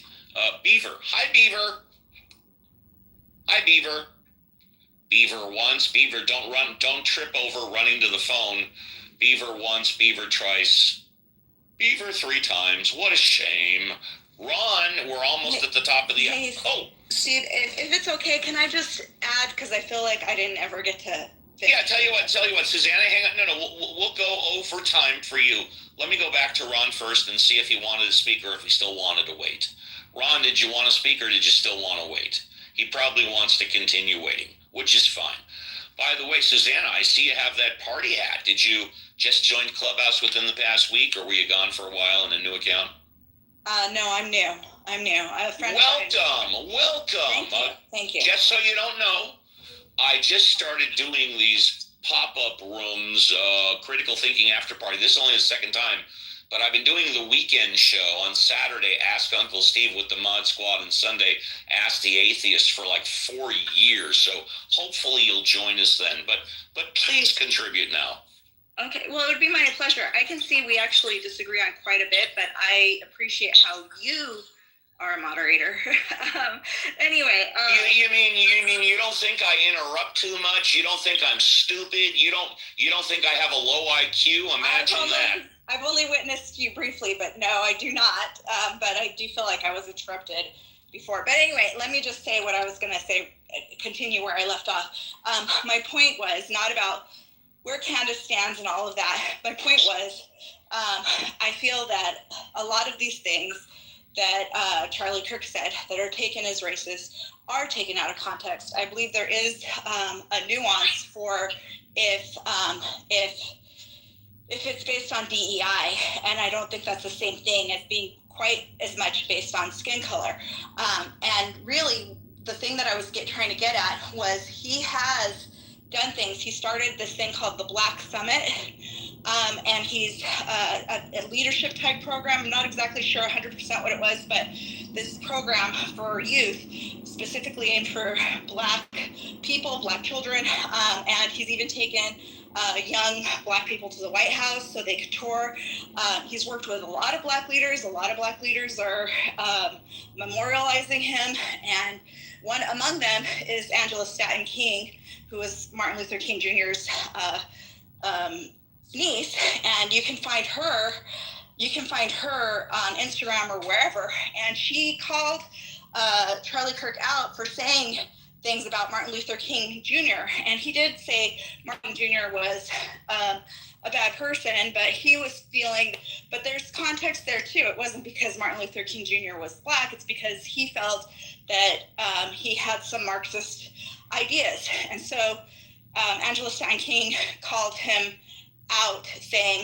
Charlie Kirk out saying that wasn't appropriate, she didn't like it, but then when he died, not only did she say it's not right to kill him, she further said that he was a truth teller, and that he spoke the truth, and she was with him on some of what he said, that they disagreed, but and she definitely didn't call him a racist. So I feel that people who knew him, and people who did actually listen to him in full context and saw that he worked with Black people. He has this guy that he knew since he was 12 years old, who's a Black guy, who also was involved with Turning Point and different things. And he's talking out about how I've known him since I was 12 and I've always been Black. And so, I mean, and I was saying before, because someone has one Black friend, people go, oh, well, you can't prove they're not a racist. But I find it really hard that once there's an accusation such as racism, it's really easy to quote someone out of context and come up with a lot of evidence, especially when it's sound bites and it's little things, than it is to counter that. Once an accusation like that is made, it's really hard to say any differently, no matter what.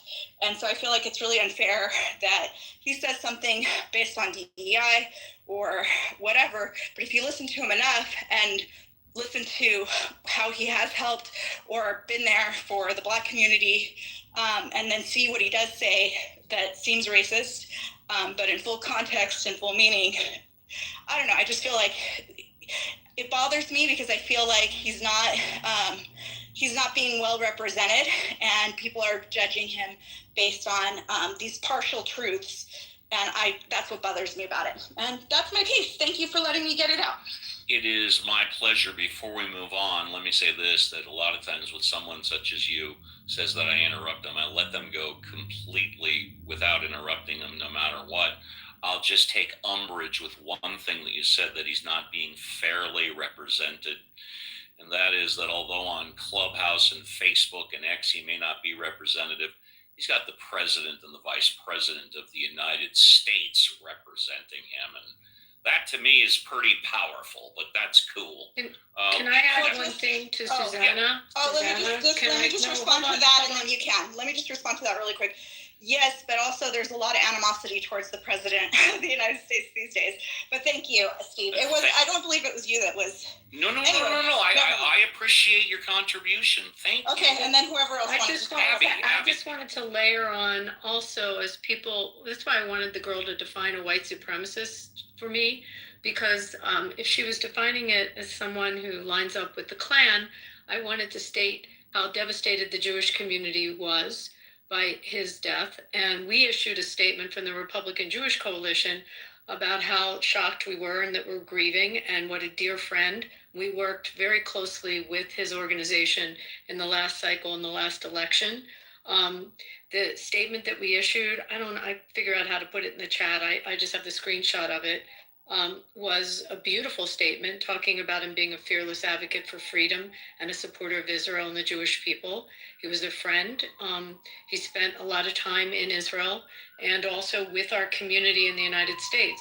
So just to piggyback, people can paint him with a very broad brush, as the girl did before, calling him a supremacist. But I wanted to share another minority community that is made up of white, brown, and Black people that are all part of our community. And he was a very, very good supporter. So I wanted to add that. Thank you very much. And what we're going to do now, because we're OT, we're going to let everybody that hasn't had a chance to speak, and then we'll be moving you down. No disrespect. So let's go to Hanson. Hanson, you want to take a minute and any closing thoughts, or are you good, Hanson? Almost. Yeah, I mean, I'm pretty much good. But yeah, I'm just saying that the market would have taken care of all the transactions and pricing, and the government going in there with a systematic racist policy, it can only make things worse. Yeah. All right. Thank you. Thank you, Hanson. Appreciate that. Next up, let's go Necro. Necro, did you closing thoughts? 60 seconds. You good? Necro. Yeah, sorry, I wasn't listening. That's okay, no problem. I mean, I guess really it's like, to me, it's like, yeah, nothing really much from what I said earlier, other than basically that, yeah, it's like the same people who I've heard who have been saying that people should be in prison for celebrating the death of Charlie Kirk. Like, you have to remember, like, it's like that we celebrate the death of Nazis, the death of terrorists, and so the same, you know, right, that gives us to celebrate the death of our enemies, like, gives us to other people to celebrate the death. And yeah, it's like, thanks, Necro. Let's see. Steve Wee, did you want to say goodbye? Steve Wee? Yeah, I just wanted to point out one thing about the pilot thing. Yeah. You know, I used to work for a Fortune 100 company, and I was the lead trainer and the senior operator of a very dangerous type chemical operation. And we had a DEI thing come in where people wanted to push this one particular person to start operating this plant, which had the capability to blow you to kingdom come. As the lead operator and chief trainer of the department, I warned them against it. They totally ignored my recommendation, went on to push them through. We had an explosion. Luckily, the explosion wasn't bad enough that no one got killed. People could have got killed. And they just totally ignored all the advice from the senior people that told them that this person was unqualified to be behind the controls. And luckily, no one died from the incident. Thank you, Steve. Appreciate that. Let's see. Next, JCS. JCS, you want to say goodbye? Oh, yeah, thank you. You know, I certainly think that Charlie Kirk held some racist beliefs, but he was a paid provoker. That was his job, to provoke something that has been taken out of text. I think he's certainly far more known now than he was when he was alive. But again, that was his job as a political influencer. And so, you know, I'll leave it here in saying that, you know, we all hold implicit biases. And so some people take advantage and weaponize them, exploit opportunities. Yes, he did that, and it would be expected of someone in that role. So it doesn't really surprise me, but he certainly didn't deserve to be dead. I'm done. Thank you. Appreciate that. Let's try Ron. Ron, did you want to say goodbye or hello or anything, or are you good? We're closing down the show. Ron, you unmuted a couple of times. I muted you in the past minute. Yeah, hi. Did you want to say goodbye or are you good? Yeah, I just wanted to say thanks. I've been tuning in every couple of days to Clubhouse and been very disenchanted with the quality of the discussions. And this session rehabilitated all of Clubhouse for me. Well, thank you. Appreciate that. It's good to have you back on board, and hopefully you'll come to the weekend show. I don't know if you've tried that, but Saturday and Sunday, going strong after 4.5 years, 7 to 10 a.m. PST. Love to have you. Thanks, Ron. And let's try Beaver. Beaver, do you want to say goodbye? Closing thoughts, Beaver. Beaver going once, Beaver going twice. Okay, Beaver. Well, thanks for joining us. Hope to see you again. Leave it to Beaver. Yeah, and I know I'm going to pronounce this wrong. You guys told me earlier Xing, Shang, Quang. Hi. Hey. Hey. I just I've been hearing parts of the conversation off and on, and I just I don't expect for people to feel things that don't impact them. I know that there are instances when they do and they respond to the full veracity or the full power that they have to organize and push back against people they don't agree with, even if whether they're being explicitly biased or not, that happens. But I just want to remind people to keep in mind, since we're about a generation removed, maybe 2 generations now removed from legal segregation, that if you review the record, even if you review the modern record, because these people still exist, when you hear people talk about their Black friends, even their Black children, right? We know that this is nothing new, that even in the deepest of southern towns, in the most segregated and virulently racist cities and towns, that people even would sleep with people that they would not have dinner with. They would be sharing literal blood relations and last names and all of these things. This is the American story. It is American history. And, by the sounds of it, I think that a lot of people, because they haven't been taught that history, we forget that, yeah, you can have a Black friend and be a white supremacist. It's totally not only probable, it's totally feasible, probable, and all of that, because that's been the case since the beginning. I mean, Black women nursed their slave owners' children. Our relations were that intimate. When it comes to black slave women bore their slave owners' children, such as Thomas Jefferson. Please continue.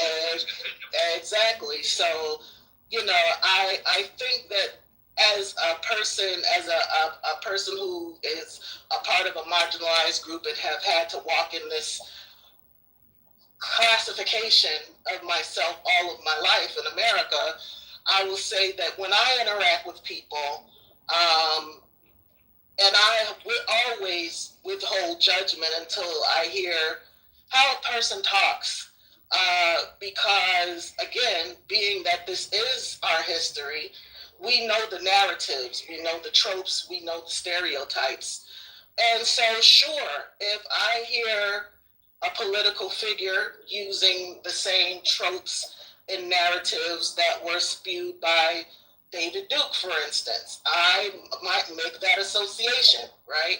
If I hear the same tropes, and again, these tropes are the same, about affirmative action, about DEI, which is not an affirmative action program, and applies to veterans, it applies to neurodivergent people. DEI is nothing more than a mechanism to enable corporations or any type of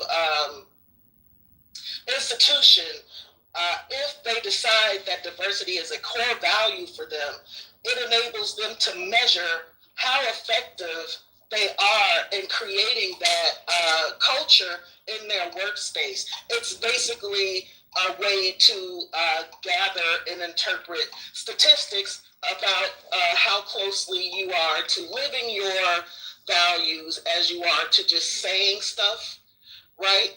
So, and that is DEI, literally. It came out of the corporate citizenship movement that was really big around the early 2000s, which I guess, fuck that, right? We don't care anymore. Again, perhaps never did. Because Are you sure that's where it came from? We don't have the time to go into where I think it came from, but are you sure? Okay, all right. And I know that because I participate in several corporations that I've worked at, I've helped them, and this is not, I'm an engineer, I'm not HR person, but I've had conversation with our C-suite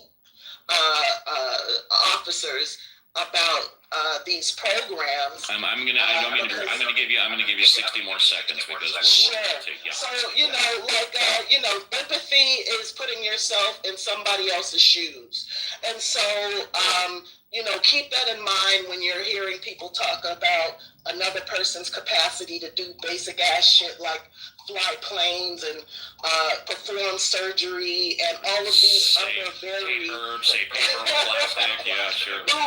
Like seriously, anybody can be mediocre. Anybody can be an innovator. Anybody can be proficient. Period. And it has nothing to do with whether or not they've been excluded, because systematically that's the way a society performs. A lot of the engineers that are coming from India could not hold those positions because of the marginalization that happens in India because of their caste system. It happens. It's life. So, let's be real when we talk about, how to interpret people's views and not, forget our ability to compare and contrast when we hear these things, especially when it comes to the lionization of public figures, whether they're social media influencers or not. Call a thing a thing. Thank you. And before we move on, want to remind everybody, I'm terribly sorry, I can't remember her name, but it was a black woman at the start of NASA that basically helped get them off the ground. Susanna, would you like a minute? Say goodbye. Susanna. Sorry, still getting. That's all right. That's okay. No problem. I had a few questions for the last speaker, and they're rhetorical. But just if you are against DEI, does that make someone? I will answer that. For me, the answer is absolutely no. What's the next question from yours? All right, thank you. And then the next one is, yes. Are we in the same place as we were in the year 2000? I'll answer that one. In my humble opinion, the answer is no. Would you like to go 0 for 3 or 3 for 3? No, I had a third one. Yeah, go for it.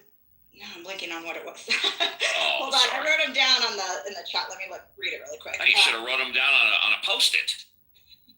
Oh, and then the last one was, he mentioned how diversity is a core value. And I do think diversity is important, but not above and beyond merit and ability. So my last one was, is diversity a core value and merit and ability is not? I think diversity should not be a core value. It should be a secondary, not core value. Thank you. I'm going to move you down, and then I'm going to answer that one too. You don't qualify to be a fireman unless you can pull a 250-pound person out of a fire and safety. And for that matter, I don't care what the color of your skin is. I don't care if you're man or woman. If you can do it, you can do it. If I'm running a sales company and you're bringing me in millions of dollars in gross profit, I don't care what your skin color, religion, or whatever it is, as long as it doesn't interfere with business. But to answer your question, I always try and take everything in consideration. In fact, I'm having dinner with someone tomorrow, considering whether or not I want to recommend them to my boss for a job. Now, this is very important to me, because if the boss likes her and he hires her, it's a star for me. If the boss doesn't like her and wonders what the hell is Appel doing referring her to me for a job, then it makes me look bad. I'm going to take everything into consideration, not the color of her skin, not her religion, but how she grew up, what she's been doing lately, what we can hopefully expect from her in the future, but most importantly, how she communicates. Does she communicate with a 6th grade talking level, 5th grade, like Donald Trump? Or does she communicate like a college-educated, on-the-ball person, even if she didn't graduate college? I take everything into consideration. So in that respect, I'm pro-DEI. I'm not pro, what was the other one that was meant? Affirmative action. I don't believe just because of your skin color, you deserve an extra leg up. But if you take skin color, the way you were raised, what type of upbringing you have, and everything together, I'm totally pro that. So in that regard, my definition, I'm totally pro DEI. But that being said, Daryl, you were here at the start, then you left. You're here now. Would you like to say goodbye, Daryl? Yeah, I wanted to say two things can be true as long as they don't contradict each other. As a matter of fact, up to 10 things, 100 things can be true as long as those 100 things don't contradict each other, right? And so I'm going to specifically to Susanna. Some of the stuff that was happening in the chat, Susanna, you kept saying that certain things were facts, right? And you know, a fact, according to Merriam-Webster, is something that is known or proven to be true.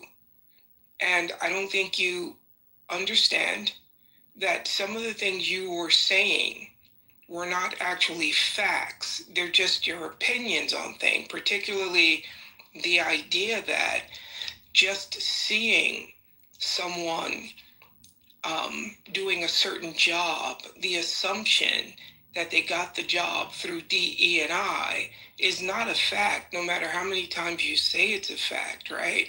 And then Steve, who left the room, comes up with this lame thing about an explosion at a plant in West Virginia that has nothing to do with pilots. So I don't even understand what the point was. It's just the idea that I am stuck in my position. I'm going to do the best I can to defend my position. Facts be damned. That's all I wanted to say. Trust me, when people accuse me of interrupting, when people accuse me of being rude, when people accuse me of having a low IQ, trust me, it has nothing to do with my skin color, my religion, or the fact that I'm an old white Jewish atheist. It's simply because they don't like Uncle Steve. And with that, let's go to JCC. Would you like to say goodbye? Yeah, of course. Great room, great conversation. And so Steve looks for good oral skills in female. That's what I got for what you were saying, man. I was like, damn, Steve, you go. No, man, I love these conversations and a great room. Sorry, there's a few sore suckers out there that get, rubbed the wrong way or whatever, but that's going to be the case, right? But great room. This ain't no echo chamber, baby. We encourage everybody to talk, but when you talk, you open yourself up to some Uncle Steve. Abby. Yeah, last words. Yeah. Great room. I think that you have to look and take the temperature of the country. Yeah. And there's 77 million people elected the president that's in there now. And Charlie Kirk had a lot to do with it. Yep. I applaud the various ball teams around the country that did a tribute to him. And I applaud the different concert venues that did a tribute to him. And there's a lot of Americans that are feeling this. And it's not a political thing that they're feeling. Someone was assassinated and it hurts and it just wounds our nation. And that's what people are reacting to. And let's hope that we heal through this wound and we never have to experience an assassination again. I agree with very little of what Charlie Cook stood for, but I feel pain that he was assassinated. Last but not least, Scott Jones. Jonesy, are you there? Uncle Steve, great room. Thank you for the dialogue. I think it is interesting, though, that one of the things that, so much of the rhetoric, and it's rhetoric like this on both sides, right? Yeah. But so much of the rhetoric in the Trump era has been own the libs, drink the liberal tears. And Charlie Kirk was part of that. He was, as Dr. George said, a paid provocateur, right? He was not always known for playing nice in the sandbox. And so now it's interesting. I think that's part of what made him popular, that he played hardball, that he mixed it up and could get pretty in your face about it. Do you think that's part of what makes me popular? I mean, we've heard some of the critics, legitimately so. I interrupt, I raise my voice, I have a low IQ. like you. Part of that make me popular. Uncle Steve so much makes you popular. And if you've never had the real life Uncle Steve experience, you're missing out. I'm going to go back this year to Casa de Papel, do some of the show live. If any of you want to buy me a martini and sit down and talk with me for an hour, I promise I won't interrupt you as much as I do on the show, you know? He's the man. Uncle Steve, you're the man. Yeah, but it's just interesting that I find it. Yeah. Charlie Kirk made his life as a provocateur, and I think it's interesting that sometimes his defenders want to say nothing he said was provocative. I mean, that's kind of an interesting dynamic, but great. He was an expert at what he did. Let me tell you, it really, truly was. And with that, for those of you that haven't heard me before, I know a lot of you have. We do the regular show, 4.5 years going strong, Saturday and Sunday, 7 a.m. to 10 a.m. Pacific Standard Time. Ask Uncle Steve on Saturday. Ask the Atheist on Sunday. It's run completely different than this room. We have clips, we have breaks, we have fun, we have regulars that come in, and we always starting in with the song. But in this pop-up room, we just started up with dead air, and we end it with this room will self-destruct. In 5, 4, 3, 2, 1. Be careful on the clubhouse streets.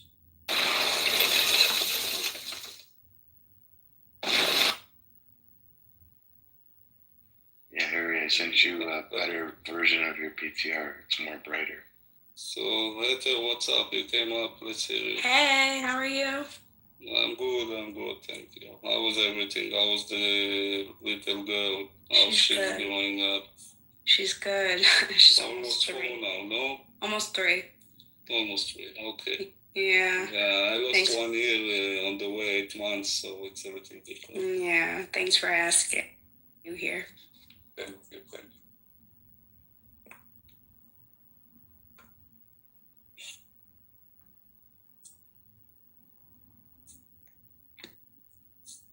Hey guys. Yeah. Hey.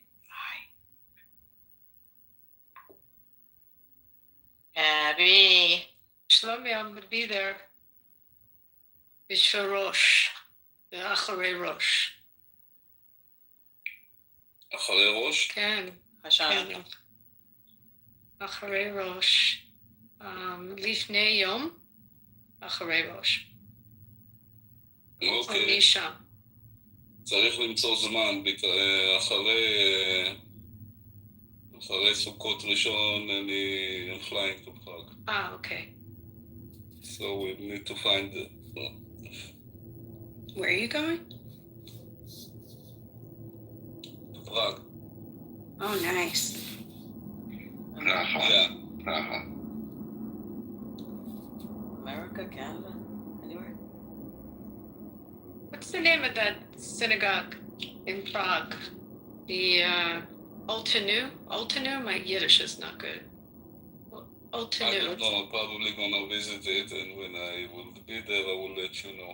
I really don't. I think it's like one of the oldest in Europe, but it's where the Golem is from. The whole mystery of the Golem is in Prague. Interesting. I need to read about it before I go.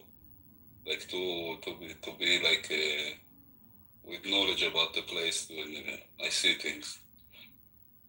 How much time will you have there?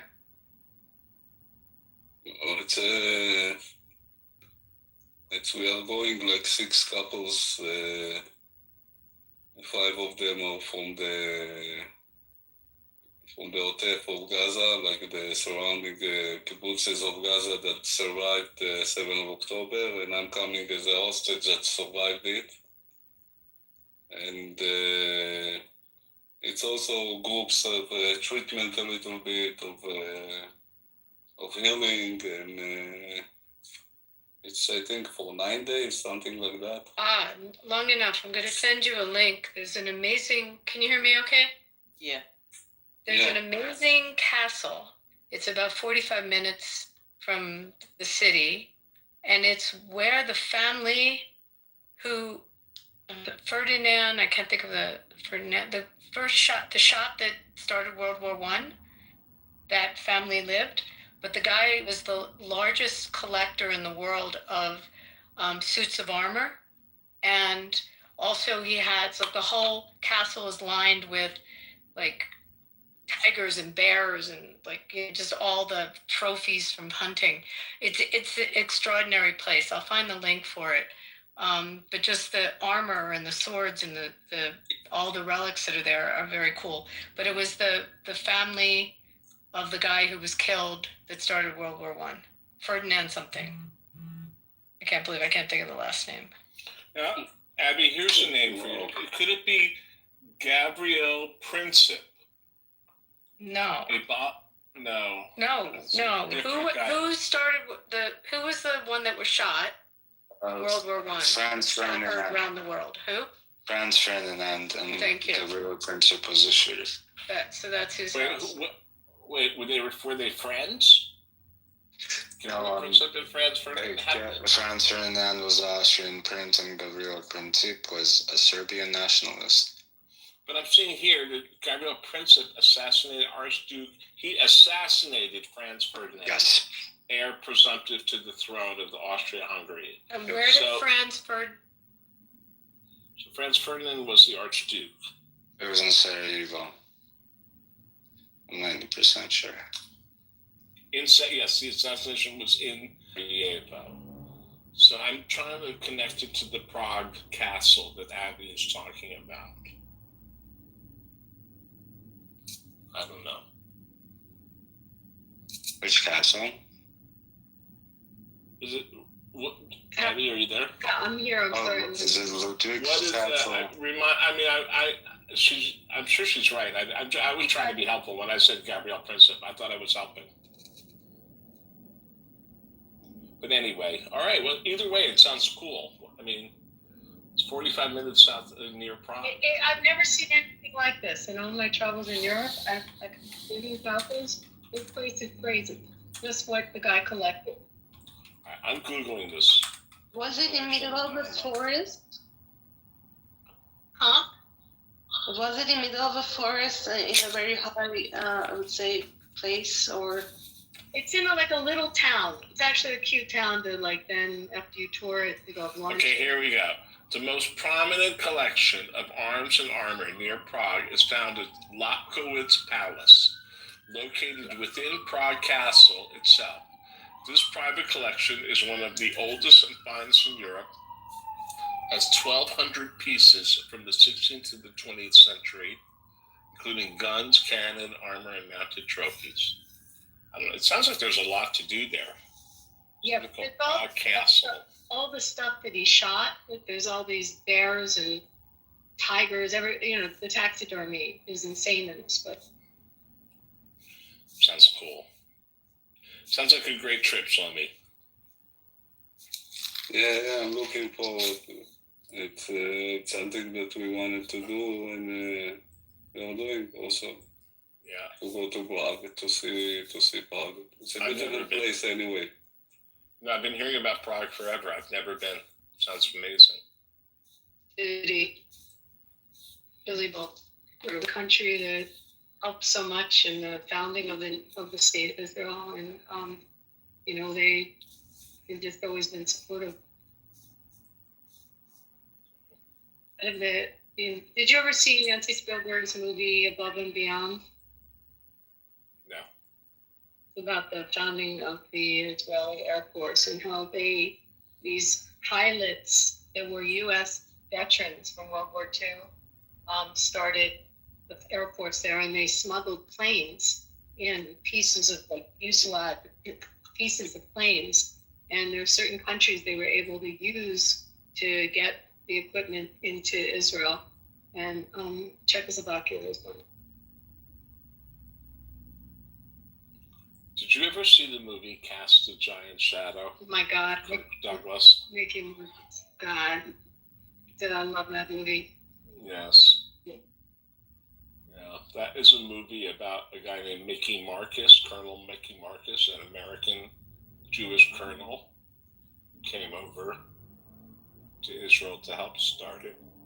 He built the Burma Road, which is really. Have you ever taken a Jeep ride on the Burma Road? It's pretty cool to do. Yeah. It's neat, but Frank Sinatra was in that movie. Yeah, it's like an all-star movie from the 60s. It's a biopic. It's a movie about this guy, Mickey Marcus. His full name was David Michael Marcus, and Kirk Douglas played him. And they got Frank Sinatra, John Wayne. All the cameos in this movie are insane. You remember there would be 2 movies like that. They would have like huge actors in small parts. Yul Brynner, John Wayne, Frank Sinatra. I forgot who else. A lot of small parts in this movie. A trivia thing about that movie, because I heard you too. It was the first movie Michael Douglas had like a bit part in. Oh my God! Wow, Michael Douglas is in it too. Wow. Now I'm pulling it up. I think it's time to remake that movie. Angie Dickinson. Yeah. Oh my God, I forgot she was in it too. It was a really amazing cast. Yeah, it's time to remake it. Directed, yeah, Melville Shavelson. I never heard of him for anything else. See if we have anyone. Oh, Topol. Topol is in it.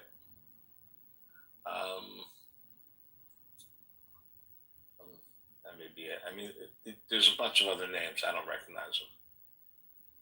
But right there, that's like 8 big names from the U.S. or plus Topol. Yeah, Michael Douglas is in here, uncredited.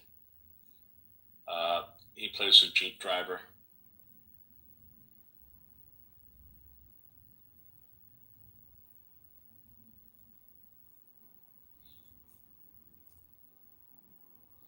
How about the movie Exodus? Guys, I thought about something now that if the Palestinians are claiming every time that there are Jewish settlements inside their territory, so-called West Bank,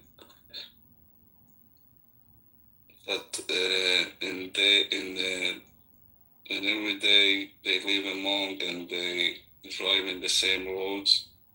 And let's say if we make peace, why they want those people that live there when they lived with them until now, like in a peaceful way, and they live together, village by village, that want them out from the territory because they are Jewish. So I can claim the same thing about the Arab villages that I have in my country because they are Arabs. Like this is anti-cleansing, like from a place, like they're literally will kick those people out from their land because they are Jewish. So why I cannot do it at the same time when they are doing that for villages in Israel that are Muslim Arabs?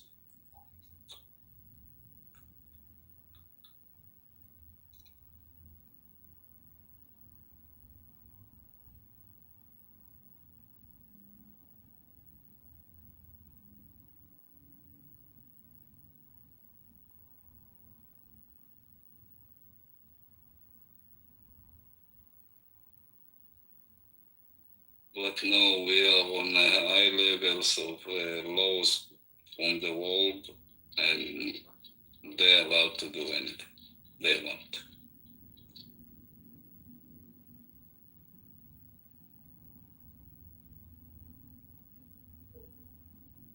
What are we hearing about the other hostages? And I heard in the last 48 hours about trying to use them as shields. And Trump making a statement about it. I'm going to sleep because of that. And, no, it's hard for me. And then Buttercup came here, and when we had a discussion, and she pulled me in, and for 2 hours of speaking, and I lost my sleep also. Now I'm trying to go sleep again. Go to sleep. It's almost 5 a.m. Shlomi, get some sleep. Get some sleep. And I hope that everyone has now seen the face of Buttercup, and it's enough already. It's not about I'm sorry. Buttercup, it's more the hostages. Like I I know, said, but we don't need her to make it worse. That's No, right. don't. no, I've asked that question She from one is, person. she's Abby not a good himself. faith actor. She's not Not at acting all. in good faith. Let me answer Abby, Randy. Don't. She's not the subject, and we don't care. Let's move on from her. I just mentioned about my sleeping. She ruined my sleep also.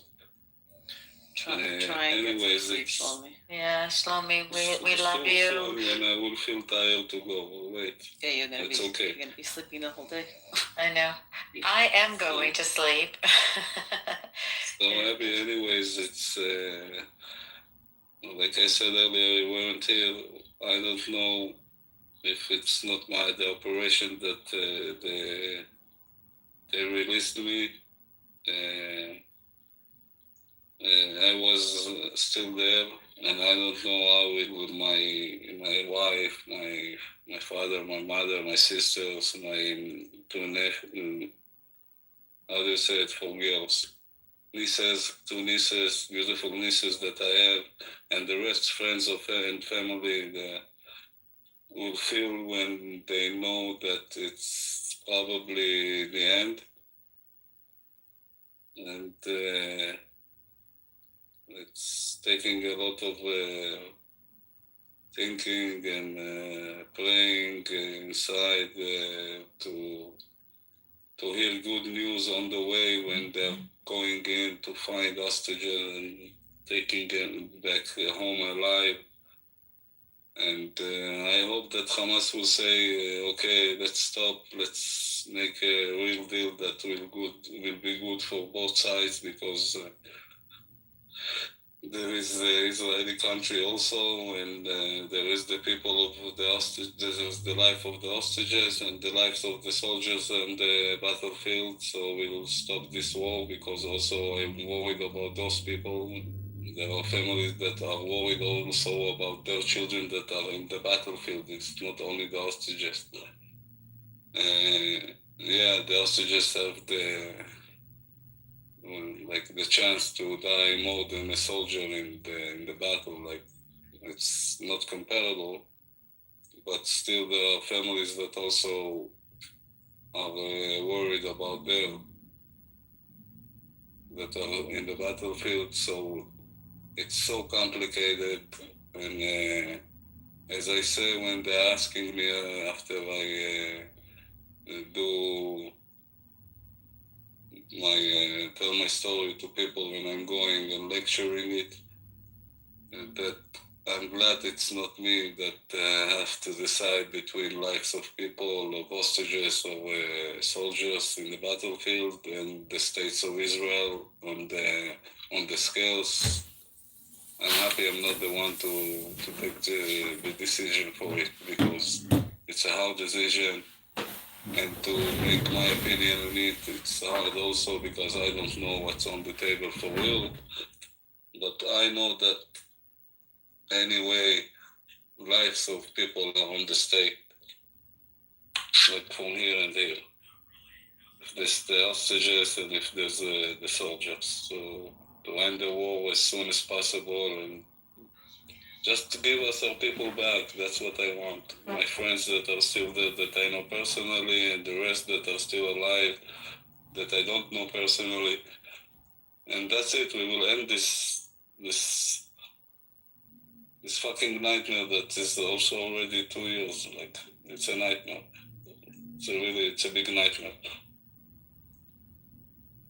Thank you for the answer. I have to leave you, lovely people, to all of you, and you have a kol hazman. I appreciate you. Grace, if you're leaving, Maud Thank you. It's not about Maud Abby, I'm sorry. I'm sorry. It's about Israel. It's about the country. Where is Abby? It's about us. You can mud me if you want to keep the room open. Yeah, please. Yes? Did I make the right one, Jay? Thank you. Perfect. Shlomi, No problem. it's good to hear you, Shlomi. I'm glad you came in here. Please. Yes. Shlomi. When we try to get some sleep. Yeah. I Violet will of smoke slowly. another joint. All right, if you can't. Okay, slowly. Do what you have to. Thank Tell you me for we're still sharing. here if you want to talk. Laila Tov Shlomi, thank you. Good Tודה רבה. Good night. Good night. Abby, you're out. I'm going to be in, where the restaurants are here. It's pretty noisy where I'm about to walk into. Oh, okay. And so I'll be a little bit in my car ride. And Caleb in the audience, how about those Phillies? Did they win? We're just talking. They're going to go in the postseason. I mean, it's a good time.